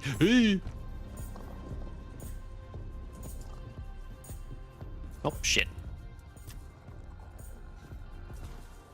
You have to disobey like the initial like plan. Maybe you also had to have enough stats to wield it. Unless. No.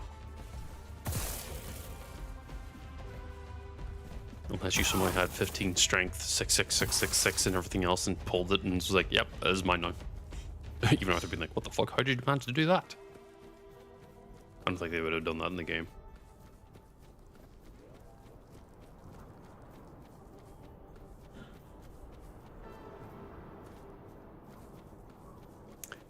That's... Wait. You mean there's one around here somewhere?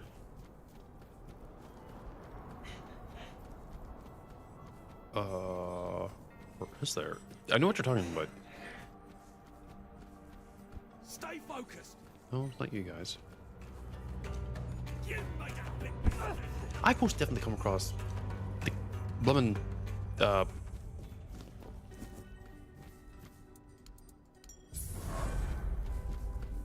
I've most definitely come across the Abyss Knight, the third one. I've done it before. I just don't remember where now. I'm just sprinting across the map looking for it.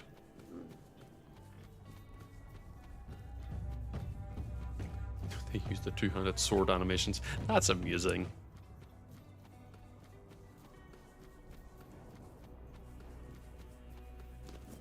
But it does make sense, at least, from a...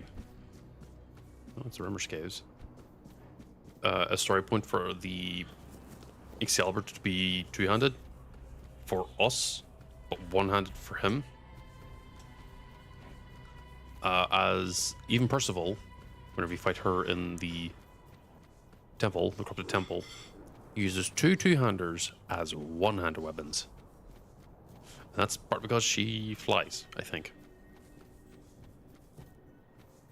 Plus also magic, obviously, but nah.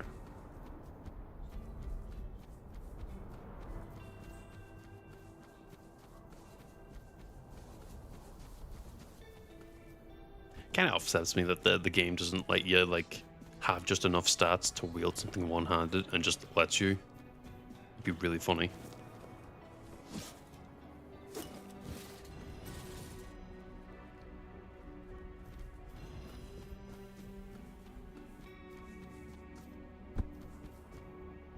Here's but a scratch. No, you're not.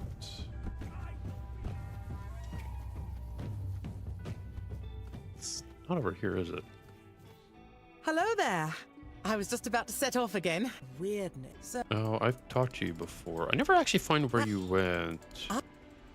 Forlorn, but Because you disappeared and you have like another step of the quest, but also I am about to theoretically finish the game. Yeah, I also wish there was more plated armor too. whenever they brought in the redesigned cosmetic set of Caradox gear, I was overjoyed. Downside, it's really hard to get his gear, especially early on. I mean, sure, you could try and fight him, but also that spends like a few hours fighting him. I'm not about to do that consistently.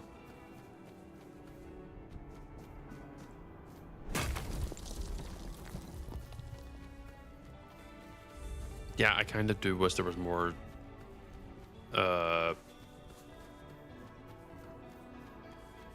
more variants of armor that wasn't just simple plate armor.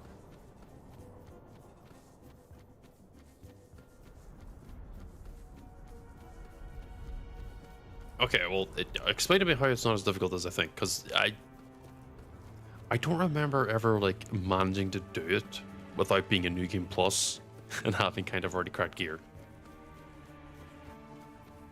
Yeah, I did that. I've done that already. But that was only a New Game Plus. And I did that as after I finished the double shield build purely just to see if it was still like strong or not. The answer is it's still hilariously strong.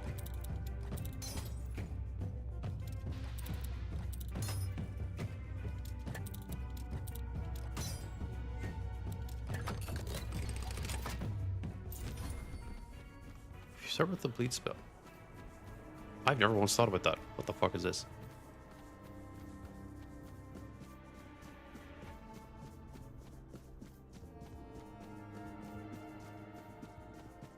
We're not alone. Eh. Is that supposed to work? Eh. Why does he have the ability to push me over? What the fuck? I'm not beaten yet.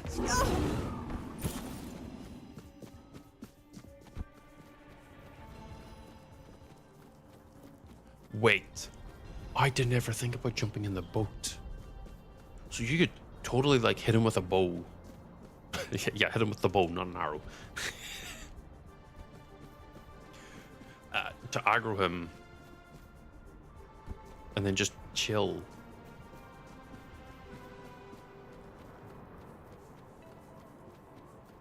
Yeah, I have, you know, technically the place where you can fight him for the or no, fight him, meet him for the very first time. Not like not the jail cell, but the,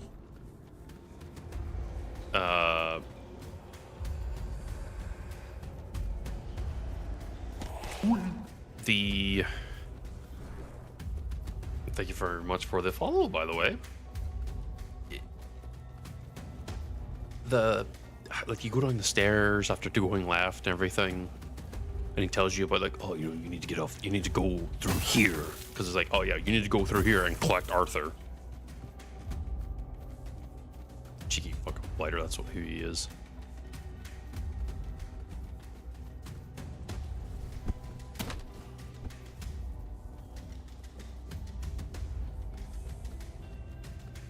An abandoned mine.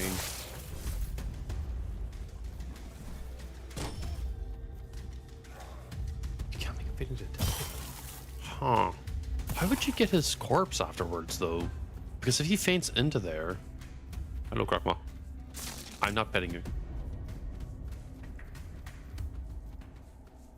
How would you get his gear once he faints in there? Because to me that reads as like the gear's lost at that point.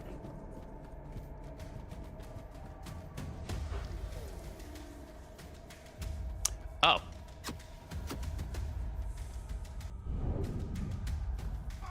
It's not this guy. Or is it? If it is that guy, I can't do that quest.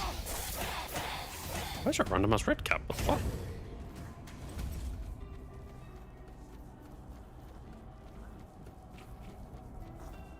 I thought the rimmers would just be different.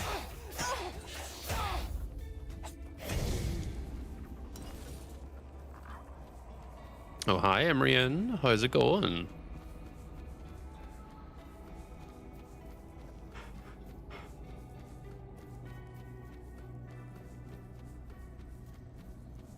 That's the forgotten thing. I've already been here.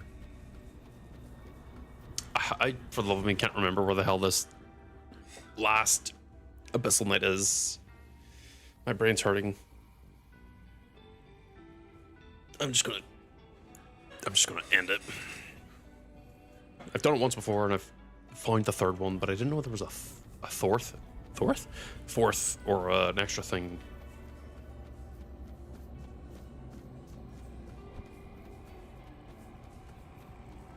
Wait. Well, I suppose, yeah, with Caradog it makes sense, though. Yeah, because if I were to find the very, very, very first shield-only challenge I did, or the very first stream of it, that's how I beat him, technically. I went to that one specific crawl hole where those priests are all like the ones, like, if you walk above, they tell you about, like, you know, this is how you make a health potion, that deal. There's one specific place where you can crawl through and you can stealth through. Oh yeah, no, I've done that before. I pulled it out with just HP and a lot of health potions. In fact, I think I did technically for this run, but also I still finished the quest as a full. The only reason being is that I wanted the experience. Because at that point, this build actually did rely on the 25% damage return of every hits. No, it doesn't, because I have 100% damage reduction, so the damage is fucking nothing. I mean, 25% of, like, what? 4 is 1. So it's not worth it. But I've definitely done that skip. I kind of wish Palamedes you could do it too. But I haven't seen or figured out a way to skip it because of it seems to be an oath specifically. The Red Death skill tree is very good, yes. I think when I was doing the shield build as well, that specific skill tree kept me a lot more in the game than I should have been. Eventually, though, I ended up doing like 2k damage, so I just smacked every enemy to death, and I didn't really care after a point. And what's happening, Emrian, is I'm about to finish this run and get it over and done with finally, and then we will probably be moving on to another, genuinely a different game.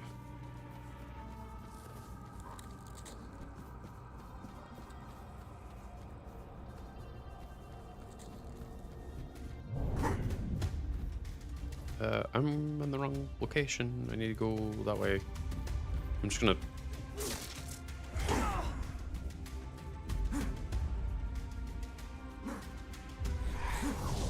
There we go. So, what's on the roster for next time? Well, tomorrow I'll probably be playing a little bit of Demon X Machina, because I have to still return to the DLC and everything. Demon X Machina is a mecha and or power set, depending on your own definition of it. I still consider it mecha.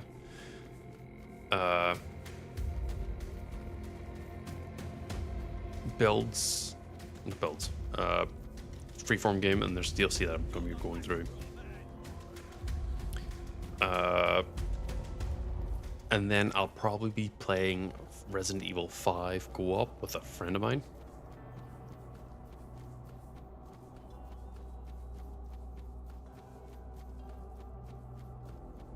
So we will be seeing how that goes.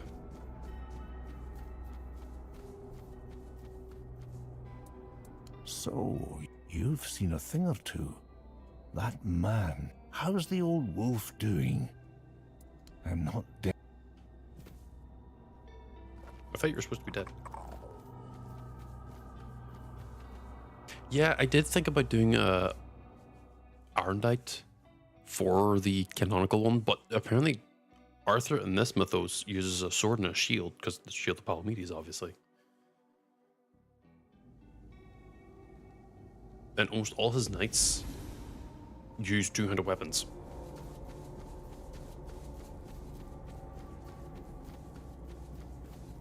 The only reason why he switched to Excalibur being two-handed was because obviously I think it was the last thing he gave up before he chose to pass on. Be right back real quick.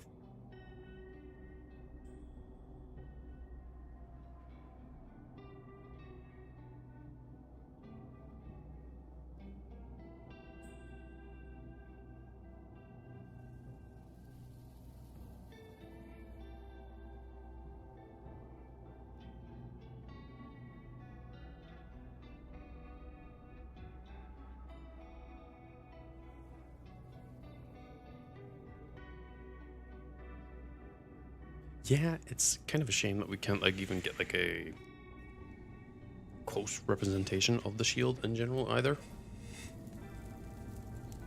Oh wait, I forgot to choose skill tree things. Okay. I mean, there's really... Oh wait, don't this. There we go. Another source of damage from me just being hit. So I need to actually like fast travel.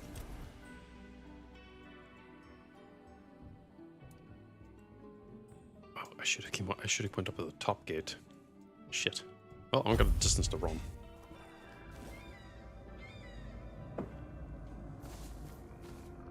Where am I going? The other way.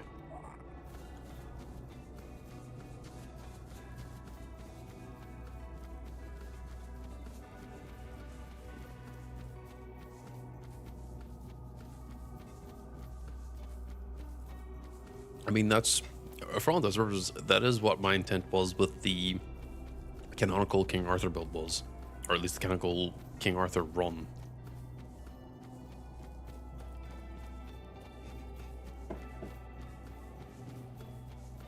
The idea would be the equivalent of a whole shell that was sold that, yeah, you're the new King Arthur.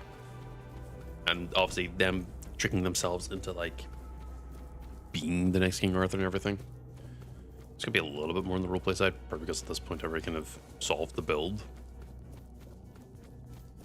But I do actively wish there was an easier way to become more King Arthur-y earlier than being like a late game, you know, like getting like a replica of his armor early on so that you could at least wear it.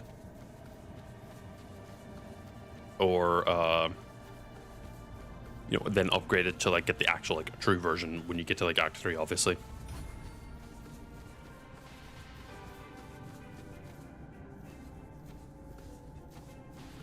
And I'm assuming you mean these bikes. I'm just moving past them just so YouTube and Twitch doesn't like go like, ugh.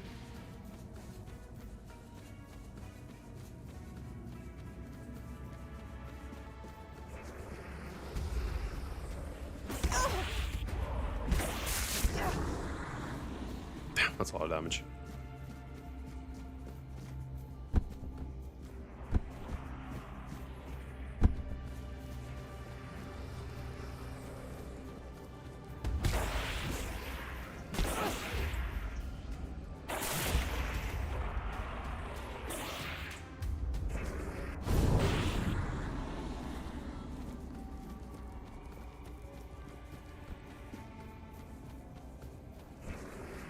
Yeah, that's the same boat here.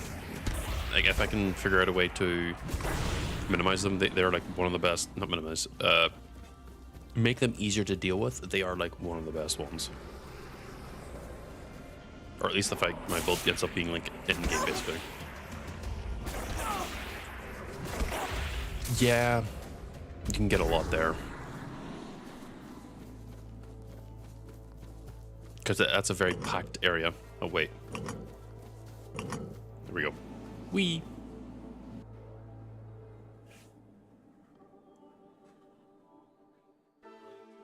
Now that we're in the end game part and we're finishing up the story here, I'm going to skip through all the dialogue and then just finish it off.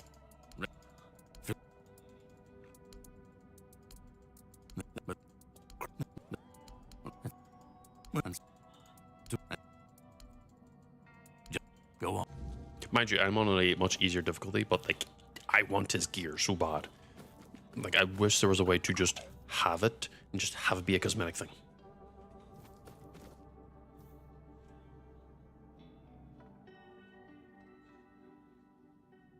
Oh wait, they spawn even more. Yeah, I know you can do transmog, but you have to like kill them to get the gear. And that's the part I'm annoyed about. Like, I wish I could just have it.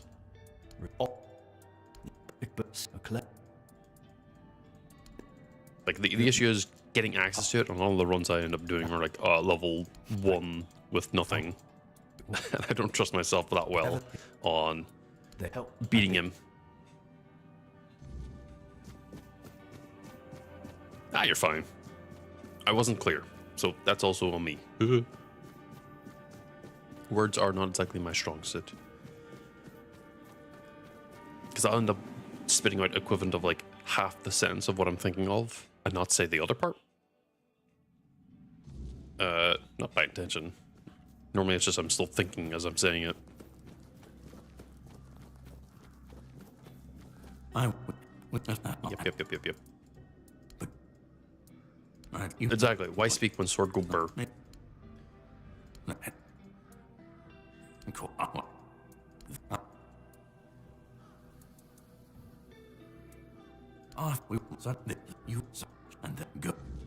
See, like, I want his gear because, well, if you look at me in the bottom right corner, it's, well, minus the wolf shoulder, but it's very similar in like a lot of designs to me. You've got the different shoulders. You've got the faceplate that slides up. Plume. Chest piece that is decorated. Well, I have less belts. That's one thing I do. I don't have. I have less belts. My gloves are also the same. His is different. He's got wolf knee and not wolf knee. I like. The only thing about my thing is the shoulders, which are asymmetrical. Everything else is the exact same.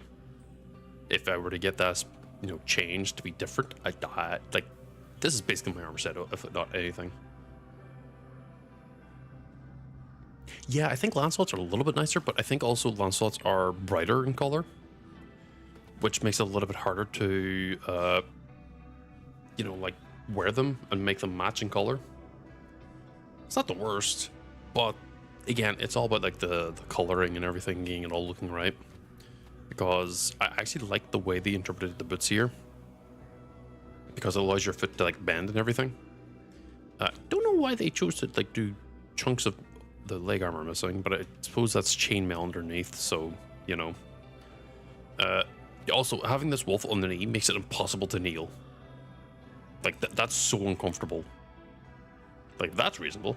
This is completely comfortable and actually very reasonable. This is pain. And the funny thing is, they didn't change his sword or his bow. Though I think his bow is like a unique-ish one. I don't remember the name of it though. But the sword, I thought they would change that, but they didn't. Obviously, yeah, style is the most important thing, and like that's all that matters. But I sometimes like to imagine I'm wearing the armor itself, and then I go, oh, I don't want to wear that. Yeah, it's just a normal bow. Wonder, can I? No. Well. It's just a blue one. Because I've seen it before and I've had it.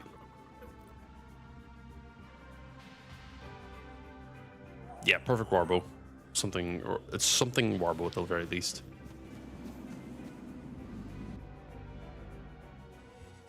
Oh, is it a common? Oh, I didn't even know that. I thought it was blue. It really?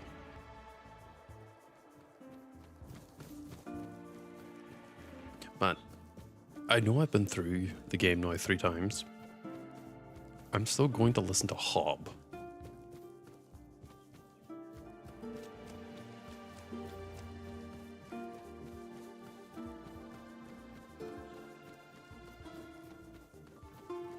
Admittedly, yeah, fair. If they were to give you access to that really early on, it'd be hilariously broken. Hi, Hob. You've come. The one who carries what's left of me. Please, don't come any closer. Don't force me to think about coming back again. Just Let me finally die. Yeah, again, that still requires killing him, but it would also be a lot harder. Partly because if they were to give you a blue set, or a blue... Because what they could do is have two of the same set. One's common at the start, and obviously at Act 2, you get a blue version. Or on New Game Plus, you get a blue version.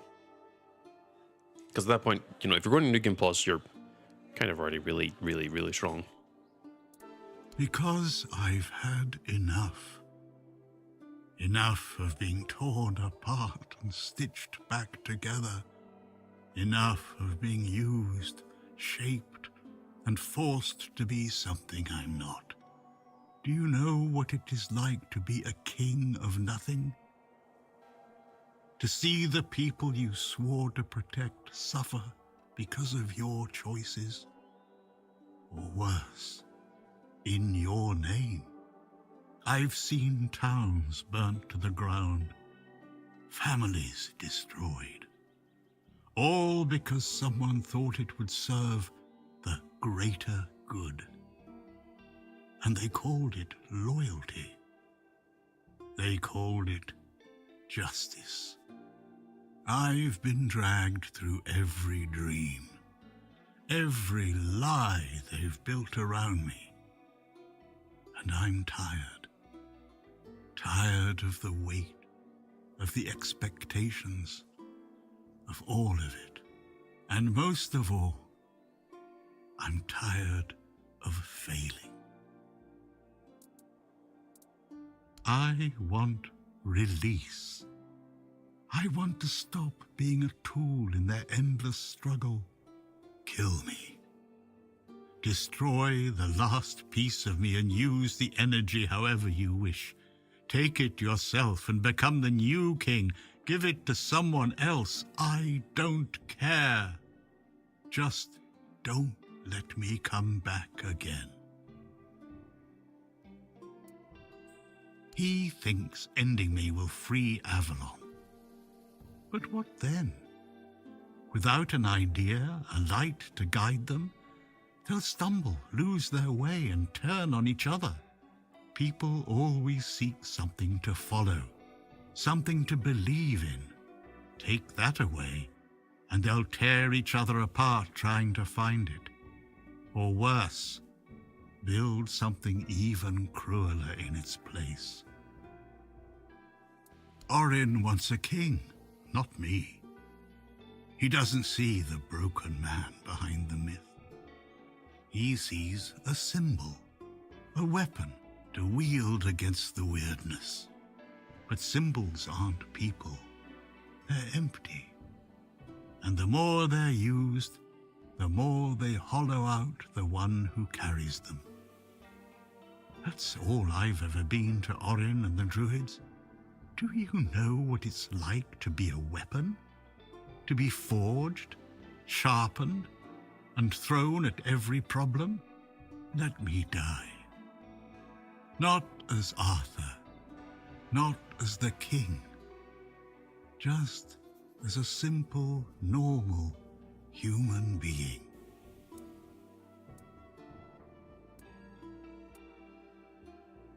Another way?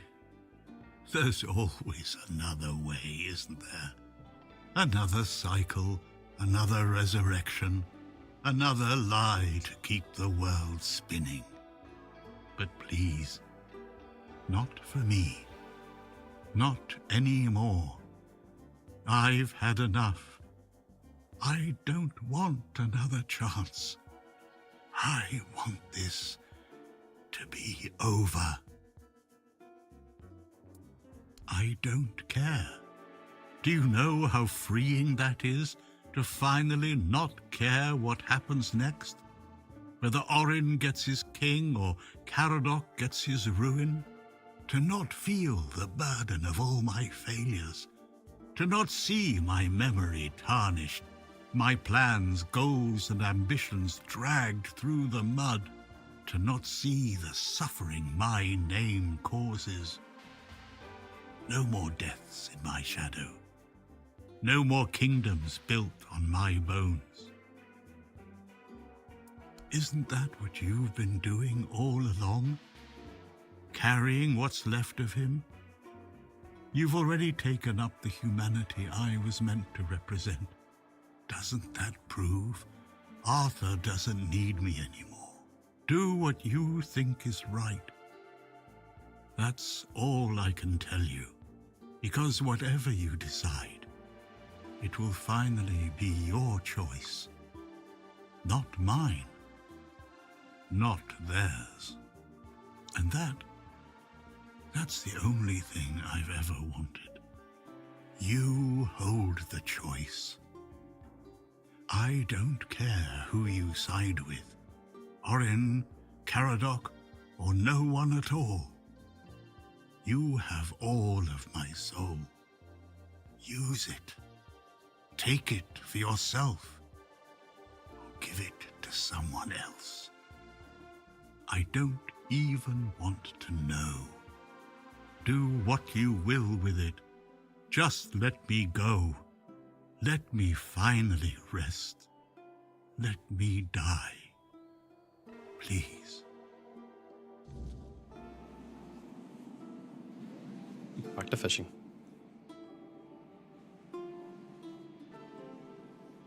Sorry for going quiet there.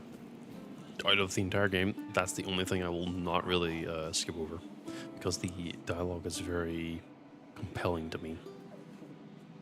It's something I don't see very often, where a character just pleads with you in such a hopeless way. And to at least refer back to what you says, Meeby? I'm going to call you Meeby. Yeah, the first playthrough, I took Arthur's power myself and put Hobbs to rest. But that's because I didn't know about the true end, or at least the alternate end. Second run, obviously, I did the alternate end. I'm doing it again this time, only because, to me, that's the only morally acceptable end for Hobb. Because ultimately, it is an alternate choice, but one where he is gone. He's not being brought back again. He's not being used for anything else. He's being freed. Freed to be left alone and to rest permanently. And Caradoc technically also gets his wish, but Caradoc is for lack of a word, a bitch. Well, Caradoc does make an initial good point, because if you played any of the other Tainted Grail games, you know that every time Arthur comes back, it's always a catastrophe. Or catastrophic. Catastrophic. Very bad. Because in one of them he comes back as a zombie and causes all his knights and everyone that served under him to come back as zombies as well, and it ends up being an entire plague thing. I believe in another interpretation, he ends up returning as a malevolent spirit, which ends up taking over, like, the local nobles and causes just war. And obviously, in this case, Arthur is directly connected to the Red Death. His four-dweller mother had her son perish, and she is constantly weeping, reaching out and yearning for her now dead son. That is King Arthur. In this case, the alternate ending is like in my opinion at least, the ultimate ending, because it puts to rest Arthur, puts to rest the Pale Lady, puts to rest the Red Death, makes the weirdness passive and actually just a thing that exists, just like the weather, and allows those that are already on the land to exist happily. And a lot of people don't actually well, I say a lot of people, I don't know, I haven't met really many other people who play the game and have looked into the lore of the game and everything else as well. But I imagine there's going to be a lot of people who go with the Arthur route of killing him. Or not the Arthur route, Caradoc. And Help me, now you need. I made this. It's the. Those who played the other games probably look at Orin's choice as just a repeat of what already happens. Even though technically in this run you do bring back the true Arthur, still, because you bring back his soul fully. See you. Let me. Always a pleasure to see you. Oh, not the time.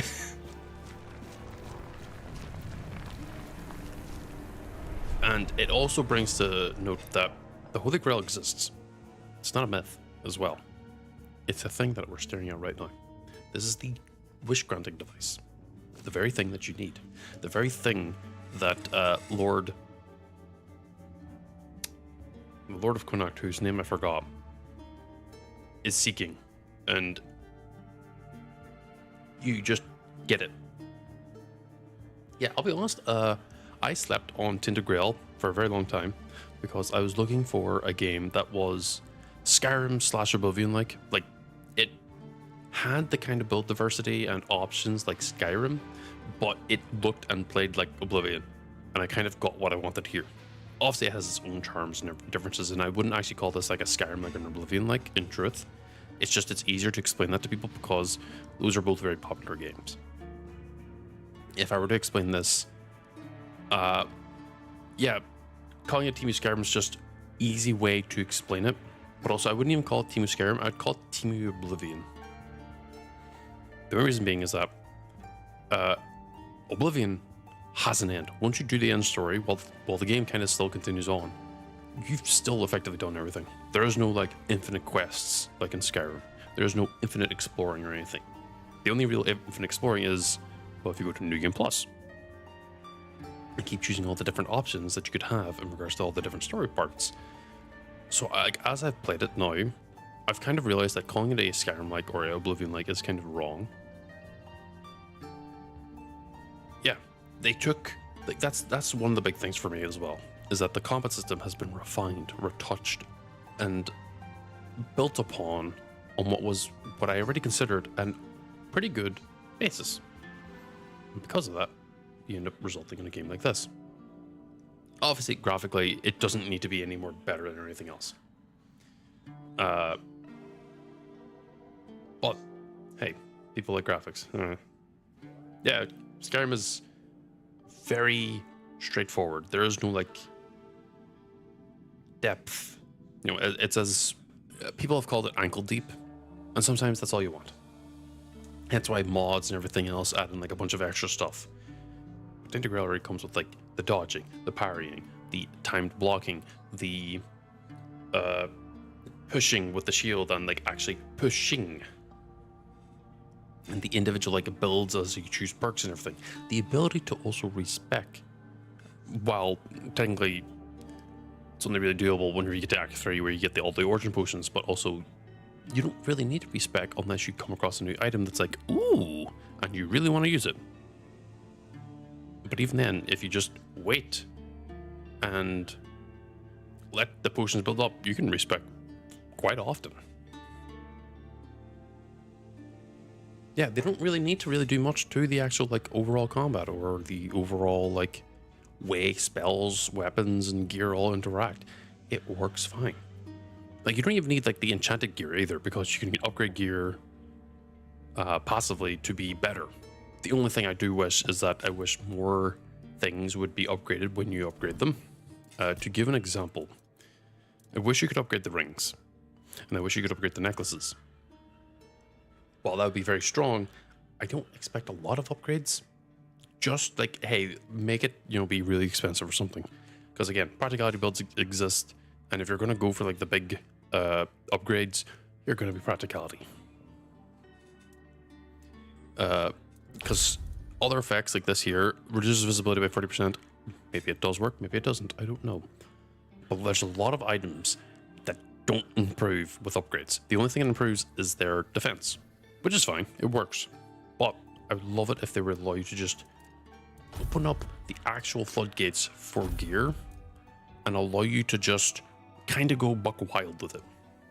Obviously, someone could mod it and make it so that everything scales with upgrades and everything. That's fine. I'd want the devs to do that and just make it so that in I want the devs to open up the floodgates metaphorically.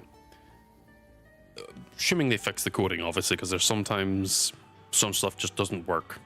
Yeah, certain effects are hard-coded. Like, I believe here, this is +5. That 20% of my armor value back to me is something that won't ever change. But the receiving damage bleeds the attacker, I believe, does affect enemies when they attack me. I just didn't upgrade very much because I already had 100% armor. I should have upgraded more, but eh.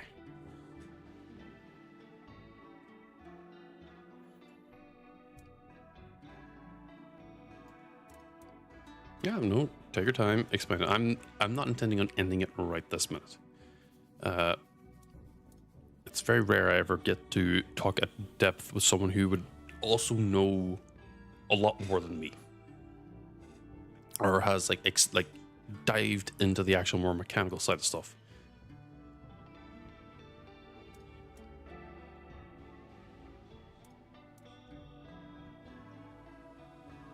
This also lets me handle a thing here too, so it's fine. Oh, you mean hard-coded that some stuff is just meant to stay as that and not change? Well, help me with a theory. Because here's the thing. If it's a theory, it's something that can be tested.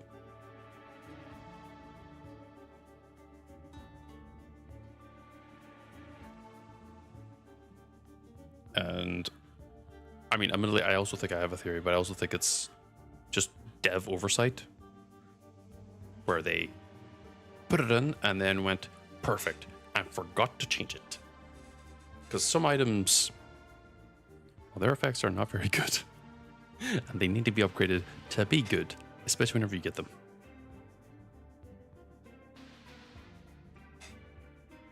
Yes, I had somewhat thought it would have been inexperience with just doing that type of thing.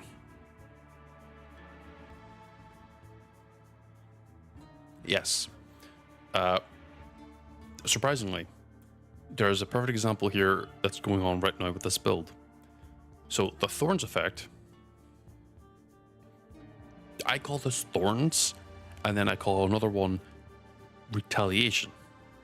They're both two different states.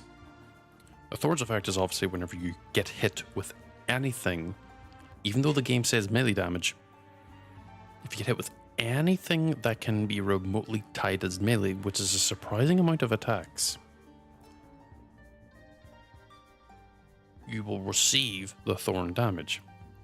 Surprisingly, the corpse eaters, they have a specific ranged move where they pick up a rock and throw it. That counts as a melee attack. Casting the normal like spells technically count as melee attacks when you're within range.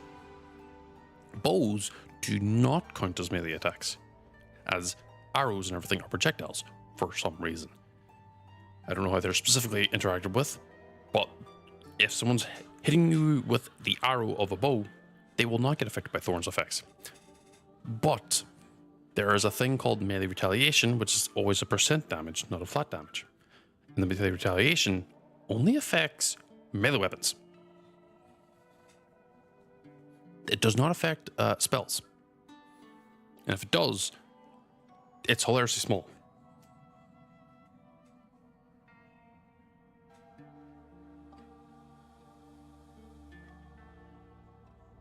Really? You think that they intentionally made bows be really wonky because they're so strong? I haven't run a bow build yet, so I haven't done anything. I'm aware from another mutual called Akora, who's normally a YouTube chatter and it would normally be around, but I guess he's maybe having a day off. He has run a bow build before, and there's a bow that on attacks with enemies, the enemy becomes blind. And there's an interaction with another item or skill that if you attack an enemy when they're blind, it's an instant kill.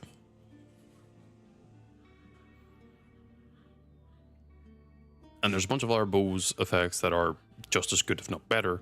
But that one's just the most standout in my case because it's like, that's straight up just an instant kill on everything. If it can be blinded, it will die. And yeah, magic does have some sense of balancing because of the mana reserves, but you can mitigate that just a little bit. But also getting spell power and everything else makes it a little bit harder. They're the only weapon that can hit weak points, so not even magic can do it. Is that right? So magic, thrown items,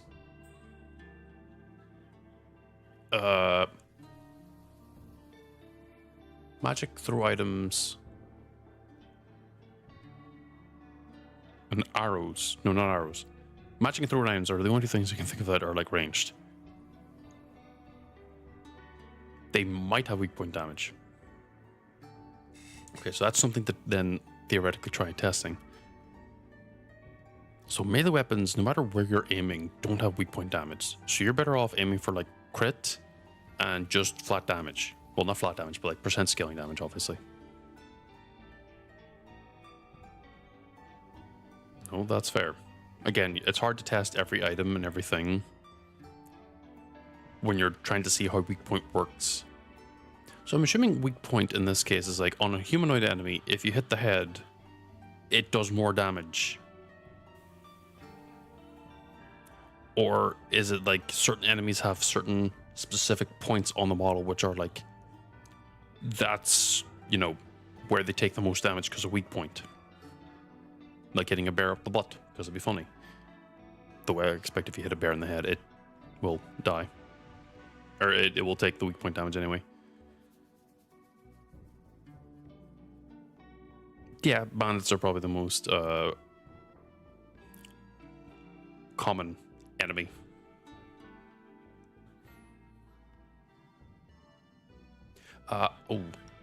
I'm going to finish this up. You carried... Yes. I realized I have to do one thing. No, I agree. Bears are a pain.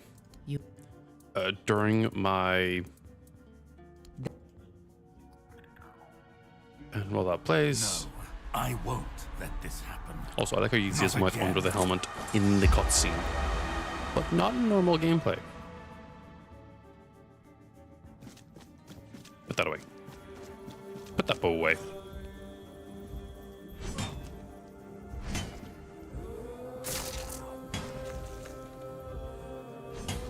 You can't win this, Caradoc. Nanomachines.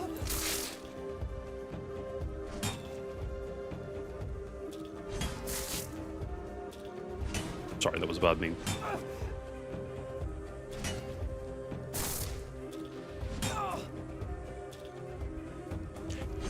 Yeah, they seem to do that move every single blooming time they attack me, though. Where they knock me on my ass, rather than just doing the normal ass swipe. Because the swipe is very quick and actually allows a lot of damage to come through very quick. Whereas the knockdown throws me and knocks me out of every other attack they could then potentially do. Which is annoying.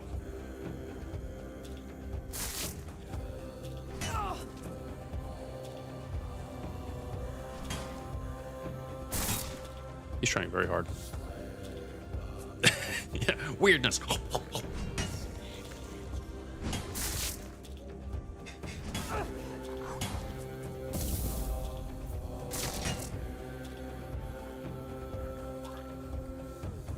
By the way, technically, without the DLC, you cannot beat...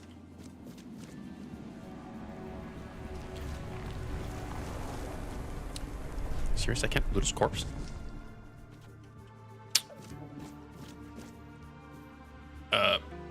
Technically, you can't beat the game without doing full Thorns only.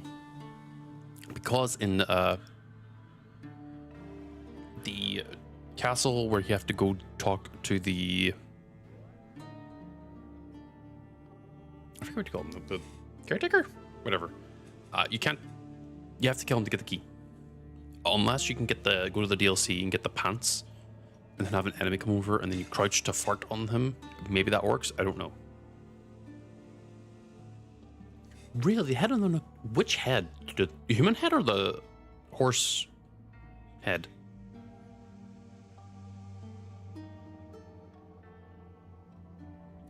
The new lava counts as still human?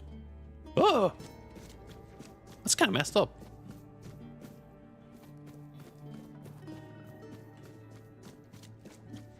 Well, that changes how I've treated them.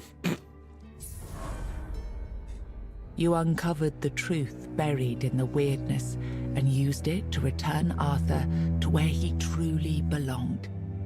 ending the cycle and securing Avalon's future. I sent him back to his For mother. Dweller Mother's heart, no longer bleeding, sealed the wound Sorry, I'm lowering in down the world, volume. and with it, ended the Red Death that had stolen so many lives. And so, the I did not legend know of King Nugalavis were Arthur made by the began Red to fade. Priests. That's In its insane. place grew a stronger Avalon, where the weirdness was no longer feared, but understood. With One Eye and Okay, I'm gonna- Captain Brandon working side by side, Skip this, because this is all stuff I've seen Theogas before. was named the new Nianta left Kuan. Konak. With Yvain, Yvain, that's what he's you called. placed self at that. After returning to Camelot, Hold on. What the hell is the story behind Cillian? Why does the game specifically bring note to him?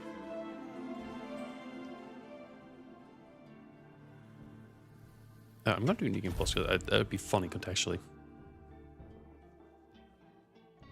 Just to see what I'm going to be dealing with.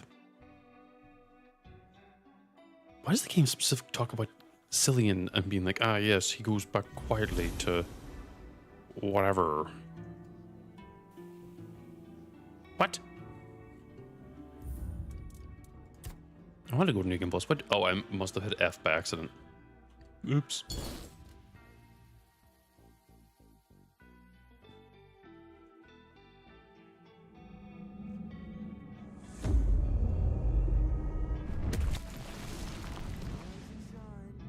Rise and shine. Yes, it's me again. And I hope this time you'll cooperate without me needing to repeatedly hit you in the So, face. funny enough, the Thorns build technically is also impossible because you don't get any sorts of Thorns at the very start of the game.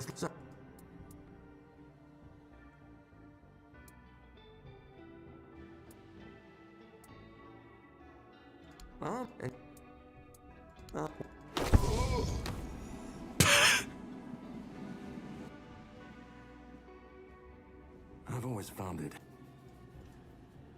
There they are.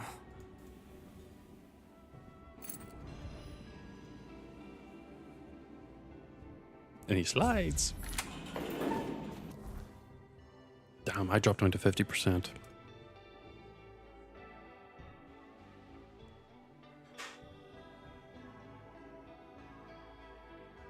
Well, Saris was actually very reasonable because you can actually get access to the Thorn helmet and upgrade it pretty well. Basically, I can like summarize how the build actually went in regards to dealing with each of the major hurdles. One, the start of the game, the prologue, I skipped it. It's fundamentally impossible to get any Thorns source of damage because the Thorn helmet is the only item you can get from the entire game until Act 2. Act 2, or down while close to it, you get access to the Vengeful Spikes, which allows you to do melee percent damage. Which means that if you go like a full HP build but have no defenses, wait, the shrines are permanent? Oh shit. Go to the deer shrine multiple times, get a ton of movement speed. And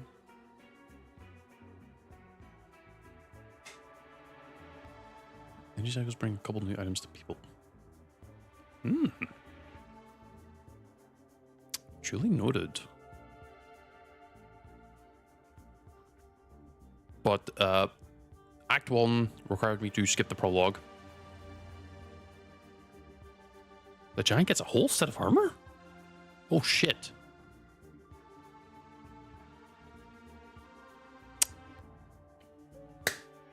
Wait, does that mean you can get the Four Dwellers Knight's sword?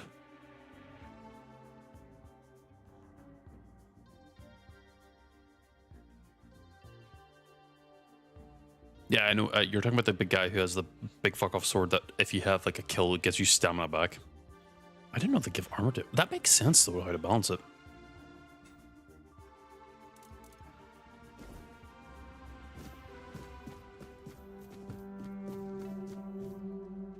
Roast. And I believe the roast ends up giving me like a ton of HP now.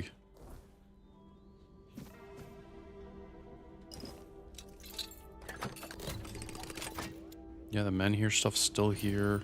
plus 5 max health. It's something.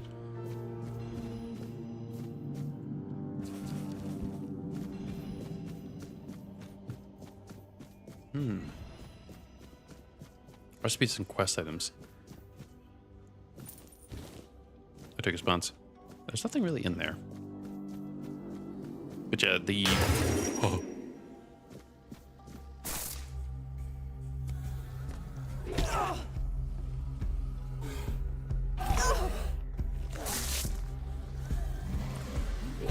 Damn, these guys hurt.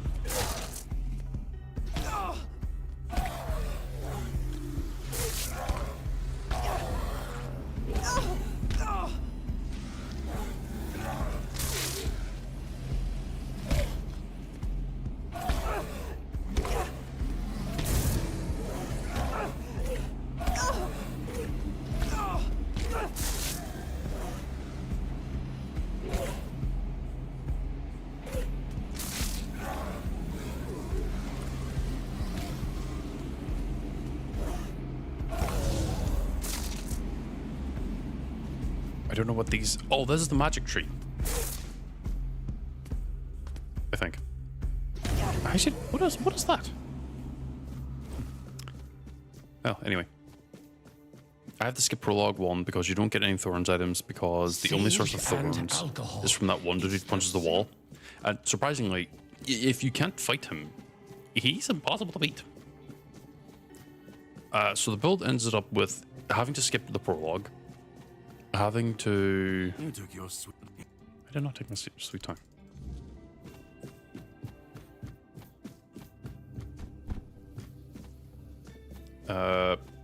Requires me to skip the prologue. Requires me to obviously start with the Thorns helmet.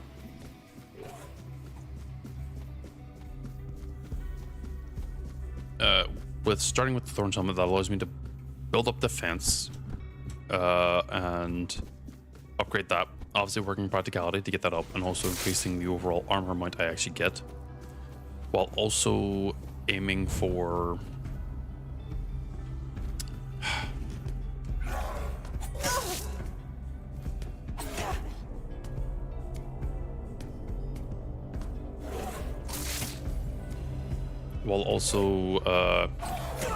words.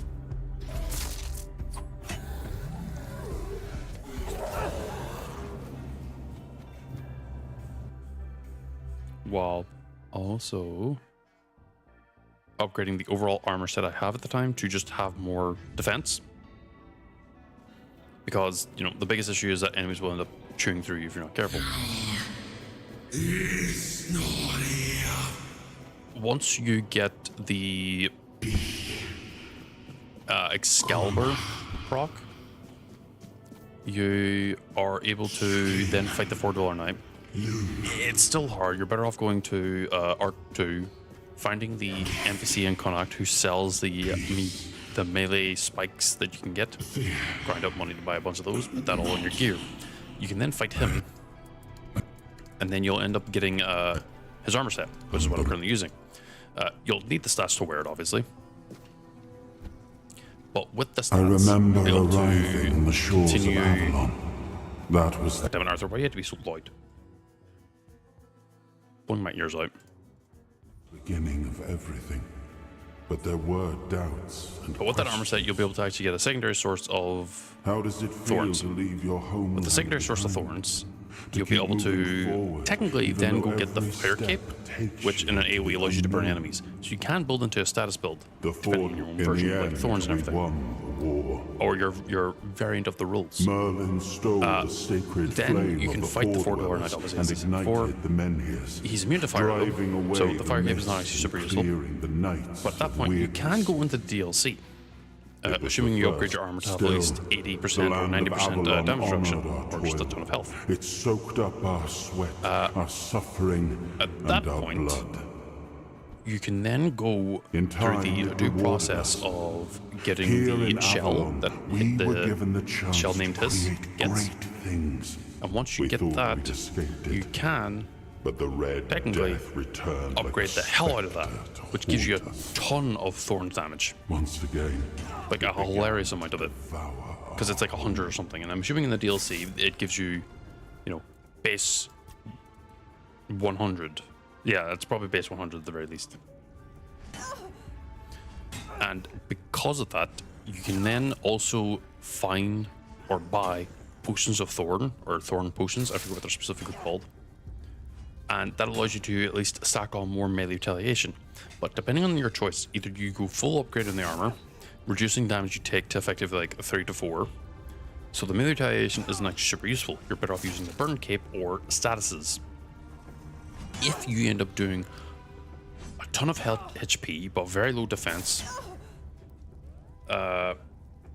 you can go with the melee retaliation because it's 25% or X% of whatever damage you take. There's a few ways you can approach the Thorn build.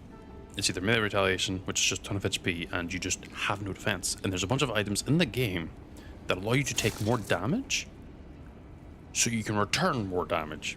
But the risk is then at that point you need a lot of potions or some way of passively healing all the time, or shoving a ton of food in your mouth. Admittedly, a lot of healing kind of does negate the difficulty of the actual like run, but also you kind of need it because without it you wouldn't be able to do anything really, because you'll probably die immediately. Well, maybe not immediately, but you would die eventually. On top of that, you can use the King's Soul perks to buffer the damage you take and what you take from it, which makes it doable. But again, obviously it depends on how you choose to go about it. With all that, it is very feasible to do the Thorns build. However, there is one like hinge moment which determines on whether or not you can get into Act 3. In my case, I did have to raise my hands.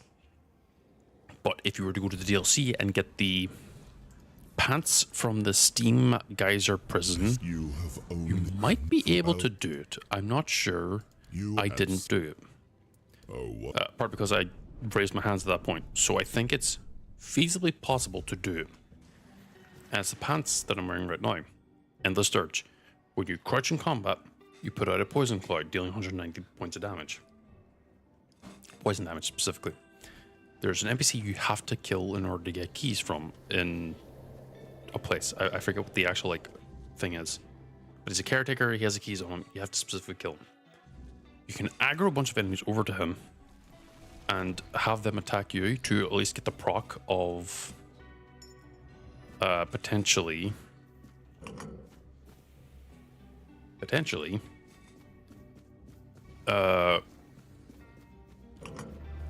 having him be damaged. And no, you might be able to do that. I don't know. Again, yeah, you could slide into him, which is also an aggressive thing. But in my case, I was thinking, okay, what do I have to do? Because I think sliding you, yeah, it aggroes, but I don't know if he like, because it does damage too. And in my case, I've done it before where like,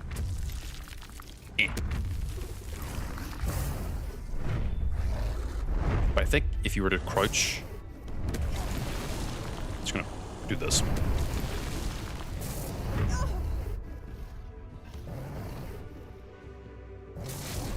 So theoretically, I could have probably avoided raising my hands and attacking with the pickaxe had I just slid into him. But in my case, I still didn't know if sliding into him counted as an aggressive action or not, because that's like pushing, sort of, like you push someone.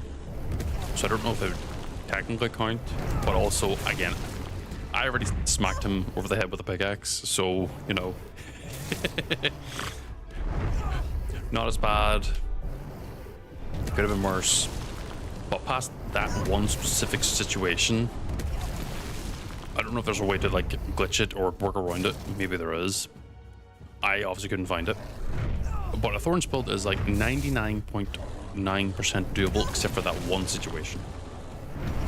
It just requires you to stack into...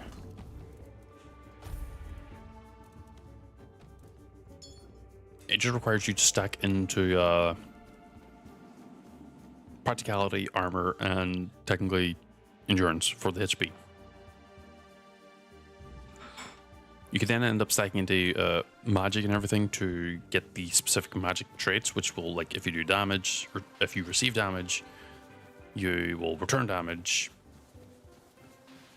type of deal, which is very viable.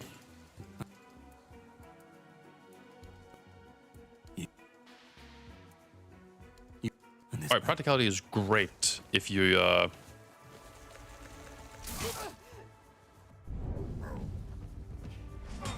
Impressive hit. But it'll take more to defeat me. because of the crafting bonus? Why? Because stamina, mana cost, price of sold goods, weak point, crafting bonus. Oh, so it is the stamina, mana cost. Because yeah, like, 30% practicality allows me to swing a lot with a pickaxe, which is a bad weapon in regards to, like, stamina consumption. I'll test your mettle in combat. Prepare yourself for a true challenge. A good strike, but I won't fall so easily. You can even go to minus 100. I guess, yeah, 99. You start with base 1.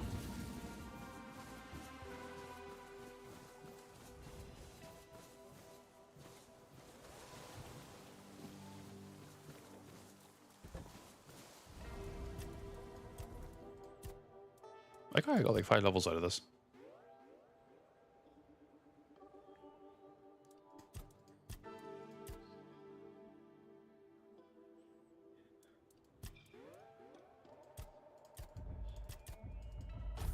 Okay, do it like that, and then yeah, because right now I'm like 40%, so it's like half percent of the overall like needed, so it's nice. Yeah, sorry, I was running through the build of how it's doable and everything. What's this about a want? No, I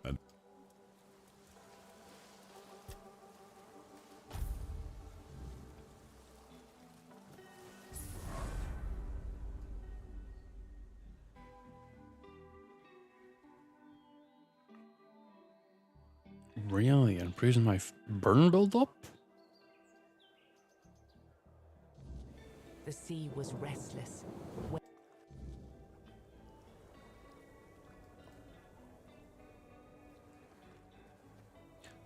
Oh. What is that wand? That means the Thorn build would have been able to apply even more burn, which would have been hilarious.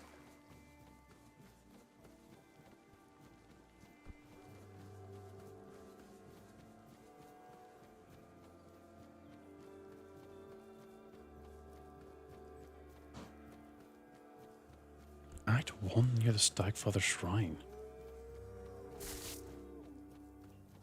One by the river. Really?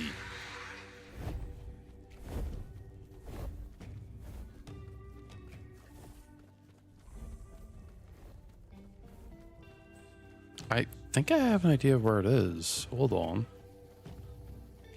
Obviously, I could be wrong. I'll sprint over there and check it where it is potentially. I don't even know go here.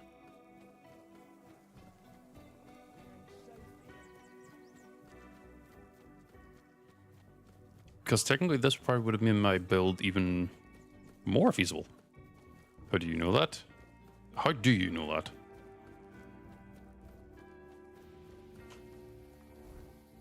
I have to go over yonder. Oh.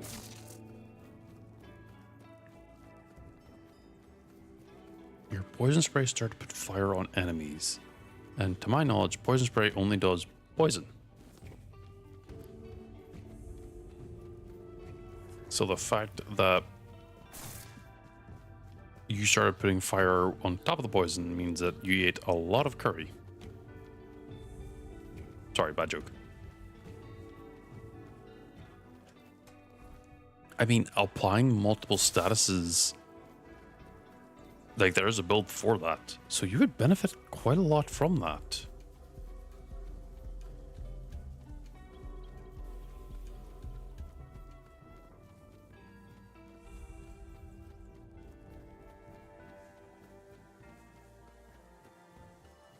That's very interesting, actually.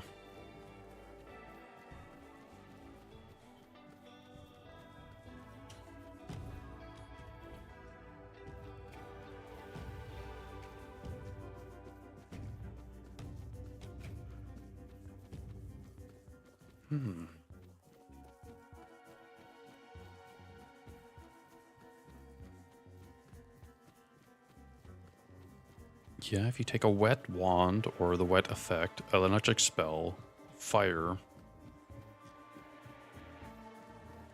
You could even wear the chill boots that I'm wearing right now. Or you could wear the frost woven chest piece, which causes a frost nova to explode out.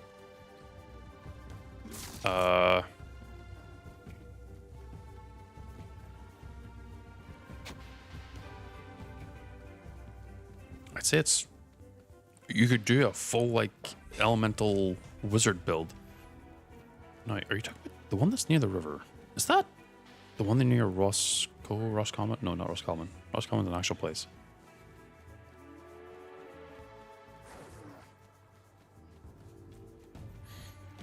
Let's see. So we're at the Dalrieta with the Allmother's Temple. You said there's a one near a river.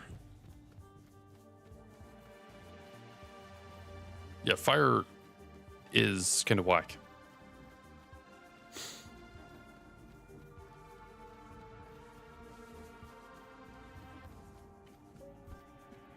Are you talking about this one over here?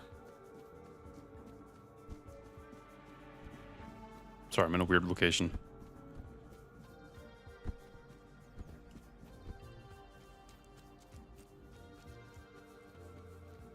Admittedly, you could also just wear the fire cape, because the fire cape applies burn, which scales with the upgrades. It also burns deer. Just to prove a point, it does burn deer. And on fire.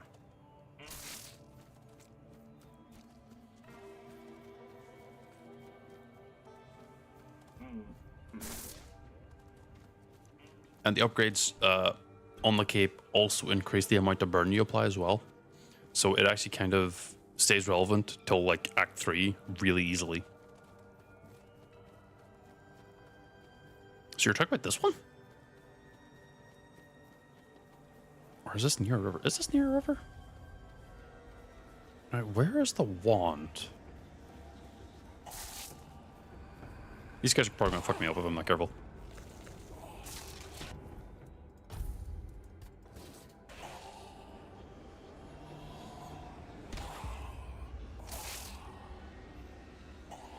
Sorry, I'm currently waiting to let...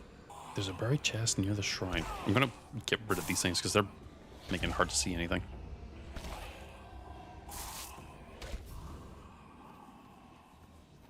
There's a buried chest. Somewhere near the rocks. I'll give this a general gander. Fucking aggro this thing. Hold on. Come on, hurry up.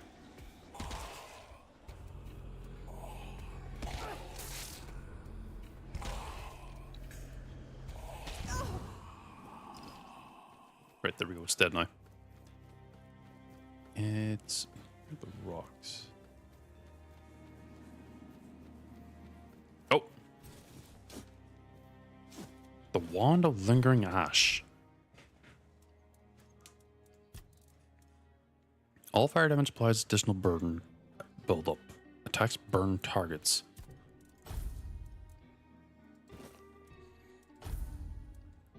I don't do any burn. So if I put this away, there's some drowners near to the river yonder. There's also some bandits.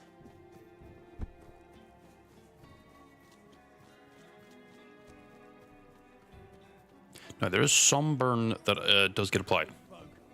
So let me just goes Right. there? Your gold belongs to us. That's a lot of burn, actually. You're in for a world of hurt. Oh, shit. No, that definitely does apply in Thorns. Because they shouldn't be getting any burns, I think. Oh, maybe they might. Hold on.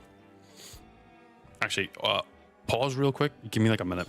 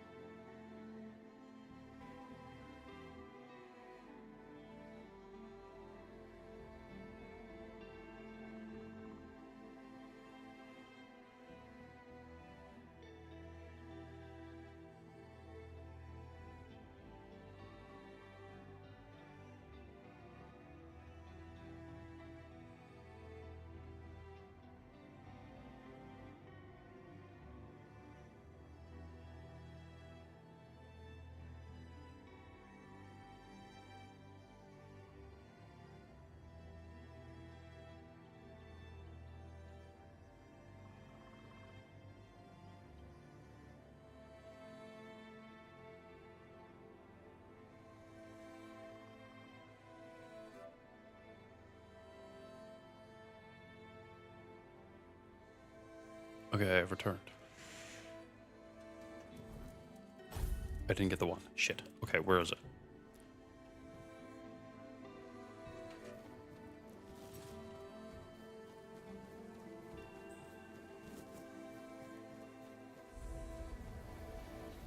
The wand is like right here.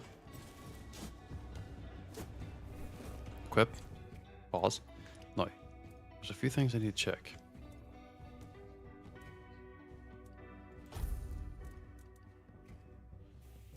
Remove those because I noticed that the unfading ember ignites enemies when they hit you. Vengeful, vengeful, vengeful. Good. Take the cape off. Can't use that. Do the Blackwater Cloak for all intents and purposes. Equip the wand. Okay. We will check if that actually works like this. But while I'm gonna read through what you had said while I was handling something.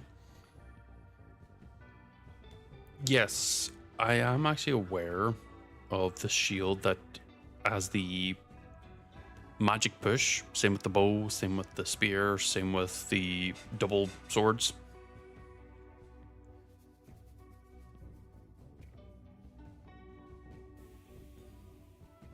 The sword spells. The chest piece and the helmet piece both deal physical damage. I can't do the shell because it has the unfading ember, which might throw off the actual like calculations. We're about to test it now.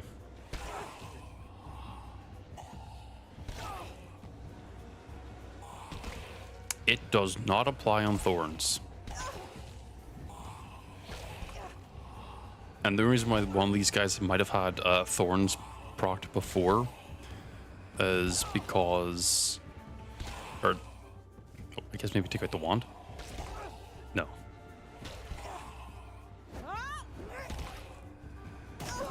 But me hitting it counts. So no.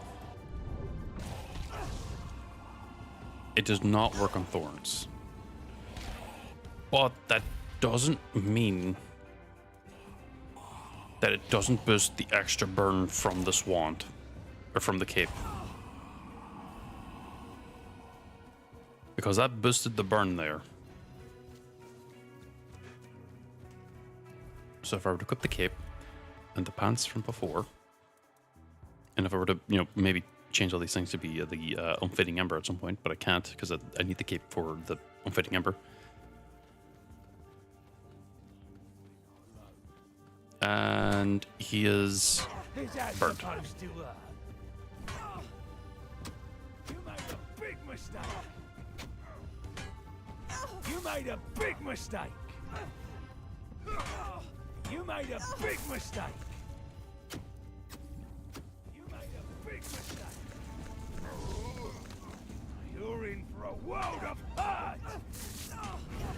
You made a big mistake. There's two different types.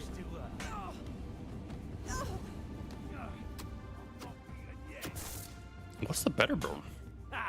That's all you've got. Assuming it also works with the pants. You're in for a... That's all you've got. What is this item that you're speaking of? You're in for a world of hurt.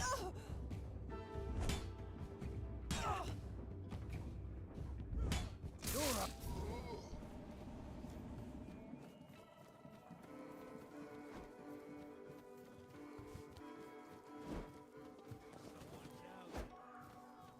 One of the axes from tier 5. I think I know what axe you're talking about. Axe of burning, yeah. It's either axe of burning or something else. It's got like a specific like icon to it. I'm not beaten yet. I'll make you pay for that. I'll make you pay for that.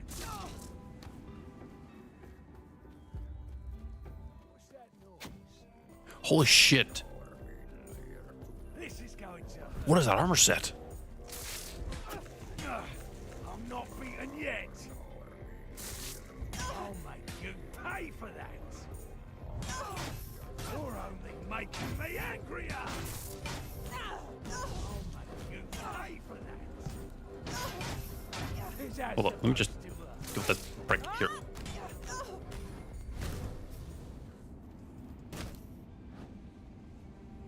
Champion set.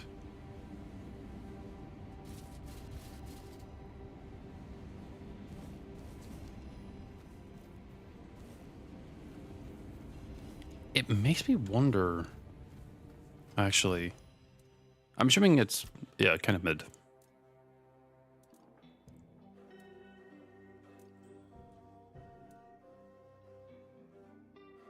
Yeah, it is kind of mid. 3% total. I wonder if you upgrade it.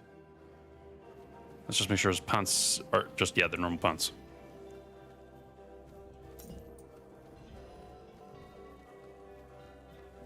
That makes me wonder. It doesn't scalp. They're hard coded. What's that noise? Ah, damn. You're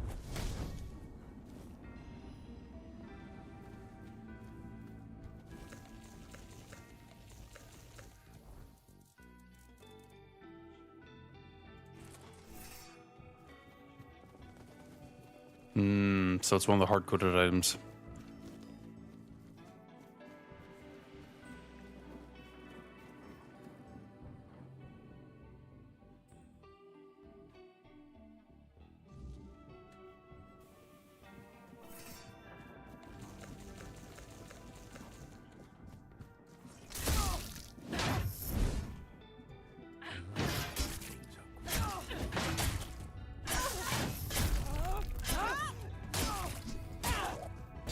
Damn, you can fucking swing like a monster.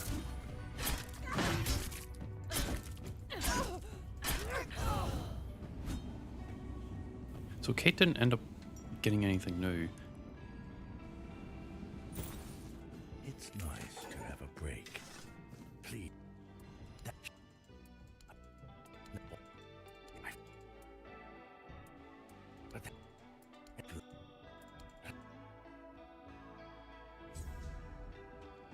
Act 2 battle leaders, huh? So there is still a reason to keep going to through NG Plus then. What I think I'll do is minus Tuesday and Wednesday and however long after it takes. This is my lucky day. You're only making me. Your rodents here.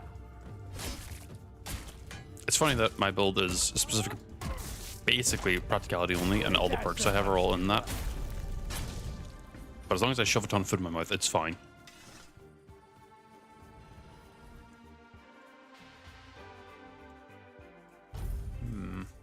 There's one I am gonna check. I probably make more than enough money by just selling stuff right now. So I'm gonna go and see if upgrading it to plus 10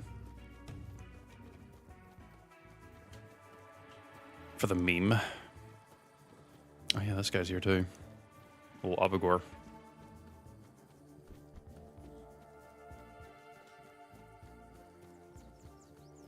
I mean, you combine the two-handed stamina damage, combine that with the gloves that harm you, and you combine that with the stamina perk that every time you take damage, you get like 2% stamina back.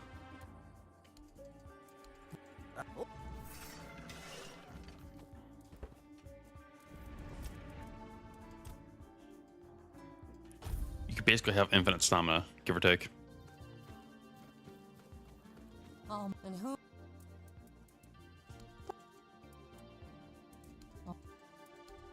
Any? Open shop.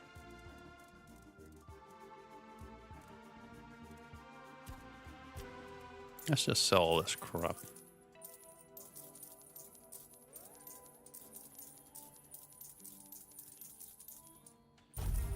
Yeah, on my shield only run, I was able to do the exact same thing. You just smack him into submission.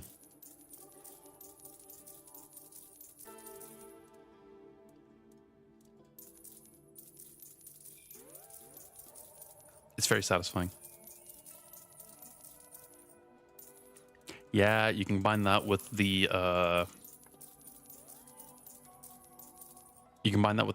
stone sword, which has 100 weight, and you end up getting like a free 200% damage increase or something like that. It's the only way to make that weapon viable, because otherwise it's fucking impossible to use because it's so fucking heavy.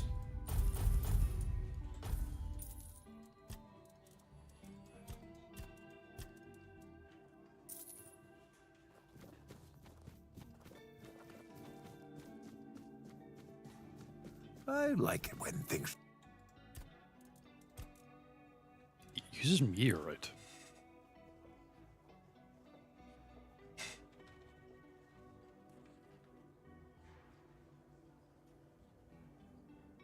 Okay, it looks like it's just a flat 3%.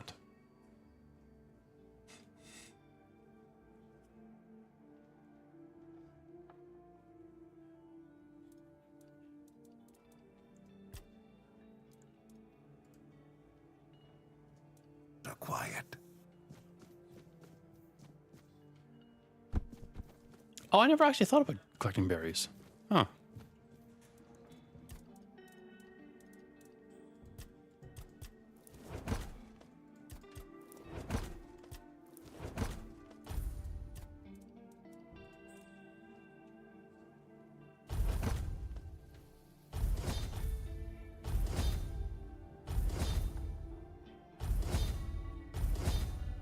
And since I have like the 50% chance of always getting it back,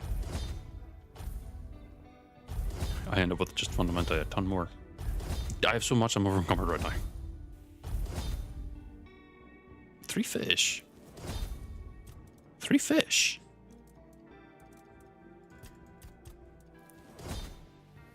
Sea soup. I never knew that was a thing.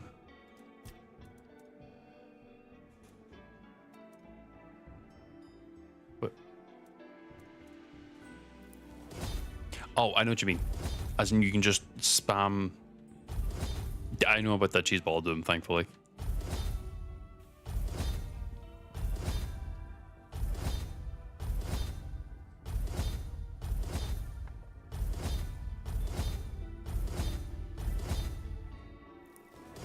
Yeah, with the spell. In a different run, I think it was actually the first ever run I did. I ended up doing that a little bit, but I didn't have a lot of practicality.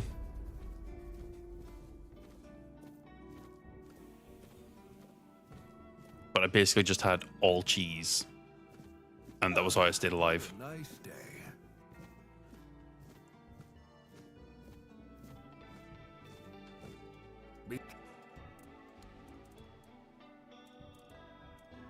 I went with arrows. Huh.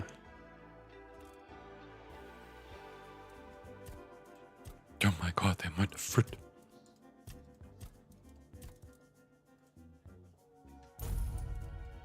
Man, I wish I had known about that goddamn fruit thing.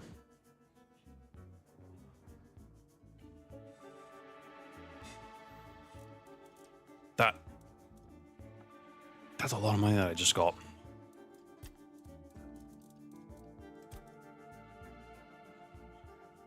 Yeah, it doesn't upgrade anymore. Damn.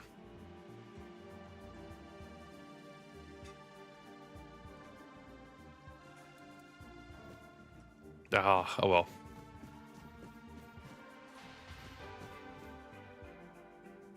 Oh, I didn't know transmog was free at your home specifically. I didn't know there was a benefit to actually, like, having a home.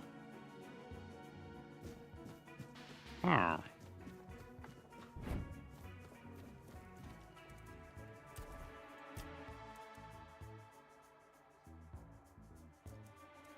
I completely ignored the home part. Like, to a very silly degree. Yeah, you have to do the pumpkin one, correct?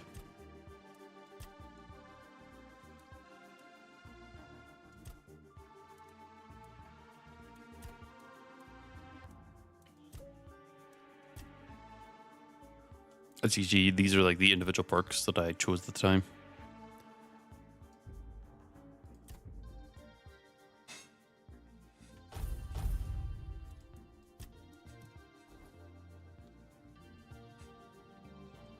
That's how you basically make a Thorns build work.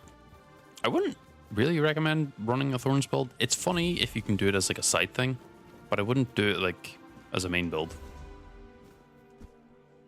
It's admittedly a little boring, but also it's really funny just to see your build kind of just come online. Now, do you keep... Yeah, it does at the very least prove that Thorns builds, if you're using it, it's very viable, especially if you invest into it. Didn't expect to see you. Because the build itself encourages you to basically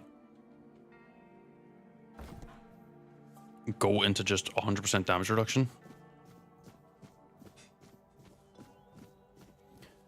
And with the 100% damage reduction,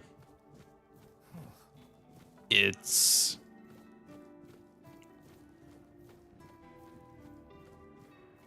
very AFK. No, I never actually clicked that Arthur allows you to see this guy. Huh. I guess that makes sense, actually. I bet you that's why, like, we can go into the weirdness and see all the shit and not be affected by it, whereas everyone else who goes into the weirdness gets messed up. Yep, I have done that as well.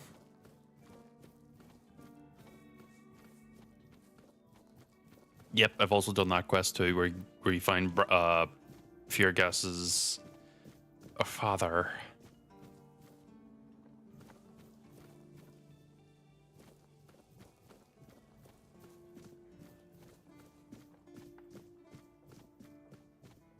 Oh, you're thinking of the place where you had to get the pumpkin quest from Roscoe.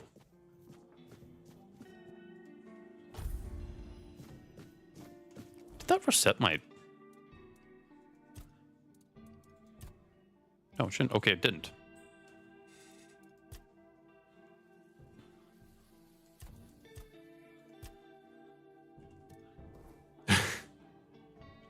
No, honestly, fair.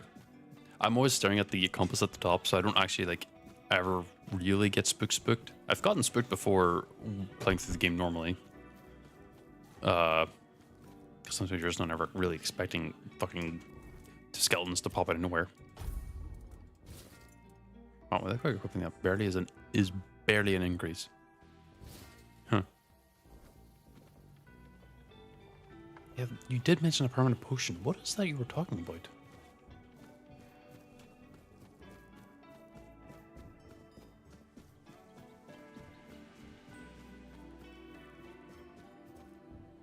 Uh-huh. Stay out of my way. It doesn't stack, but it stays forever.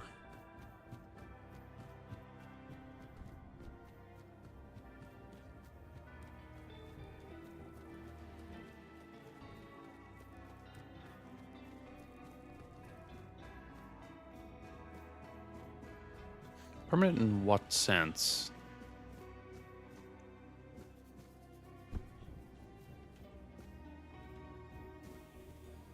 Presumably, if you load a different save, it goes.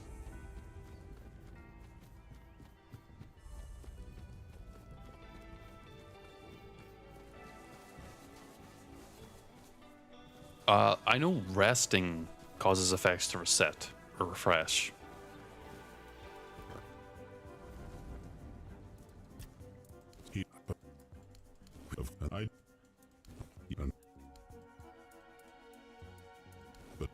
Because I know if you were to rest now and just reset the time for like however many hours, that's a forced reset.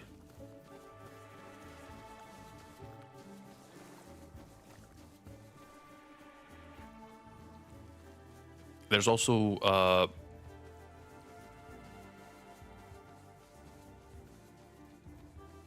also the effect of leveling up and using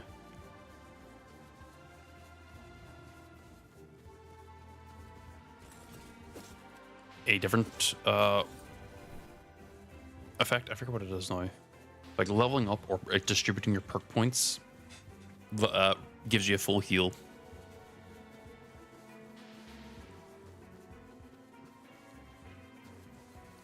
Funny, I've never actually entered in through the village. There's a much easier way to get to the main keep, and it makes it. If he says like you went through the village, it's like no, I didn't. I climbed, and the way is like this. Go over here to the right.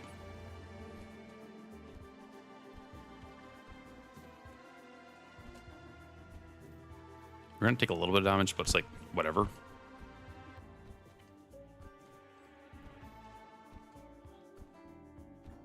Jump up here, get yourself on this ledge, and just walk around.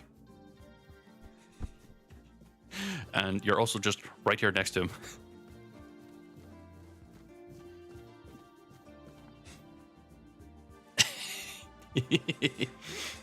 I've done this now, I think, 2 times. I didn't do it this time because I wanted to get straight through the gate to get to the merchants and everything. But normally that's my way of entering, just around around the right. He says like, yeah, you know, we have a gate. You could have come through the village. I'm like, y'all have a village? Y'all have a gate? I just climbed. I hope one day they add in an option like, wait, you didn't come through the village, nor did you come through the gate. Did you climb? That'd be fucking funny. But with that, I'm gonna have to call it though. It is getting a little bit more late, and I think I actually need to handle something. I'm almost sure. Yup. Sugar.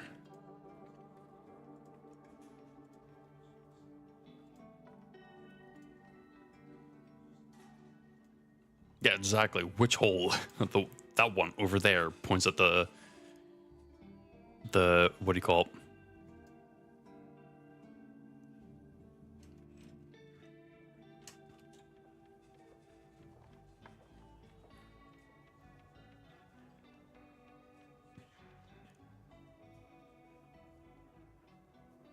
Yeah, the next garden. I forget what you call it. But I'm going to raid out to someone called It's Me Heidi. She's currently doing just chatting. Obviously, if I'm typing, I do mod for her. So obviously, you know, whether or not you want to hang around or not, ultimately up to you. But I am going to be going over there and doing my job as a mod. I've been late.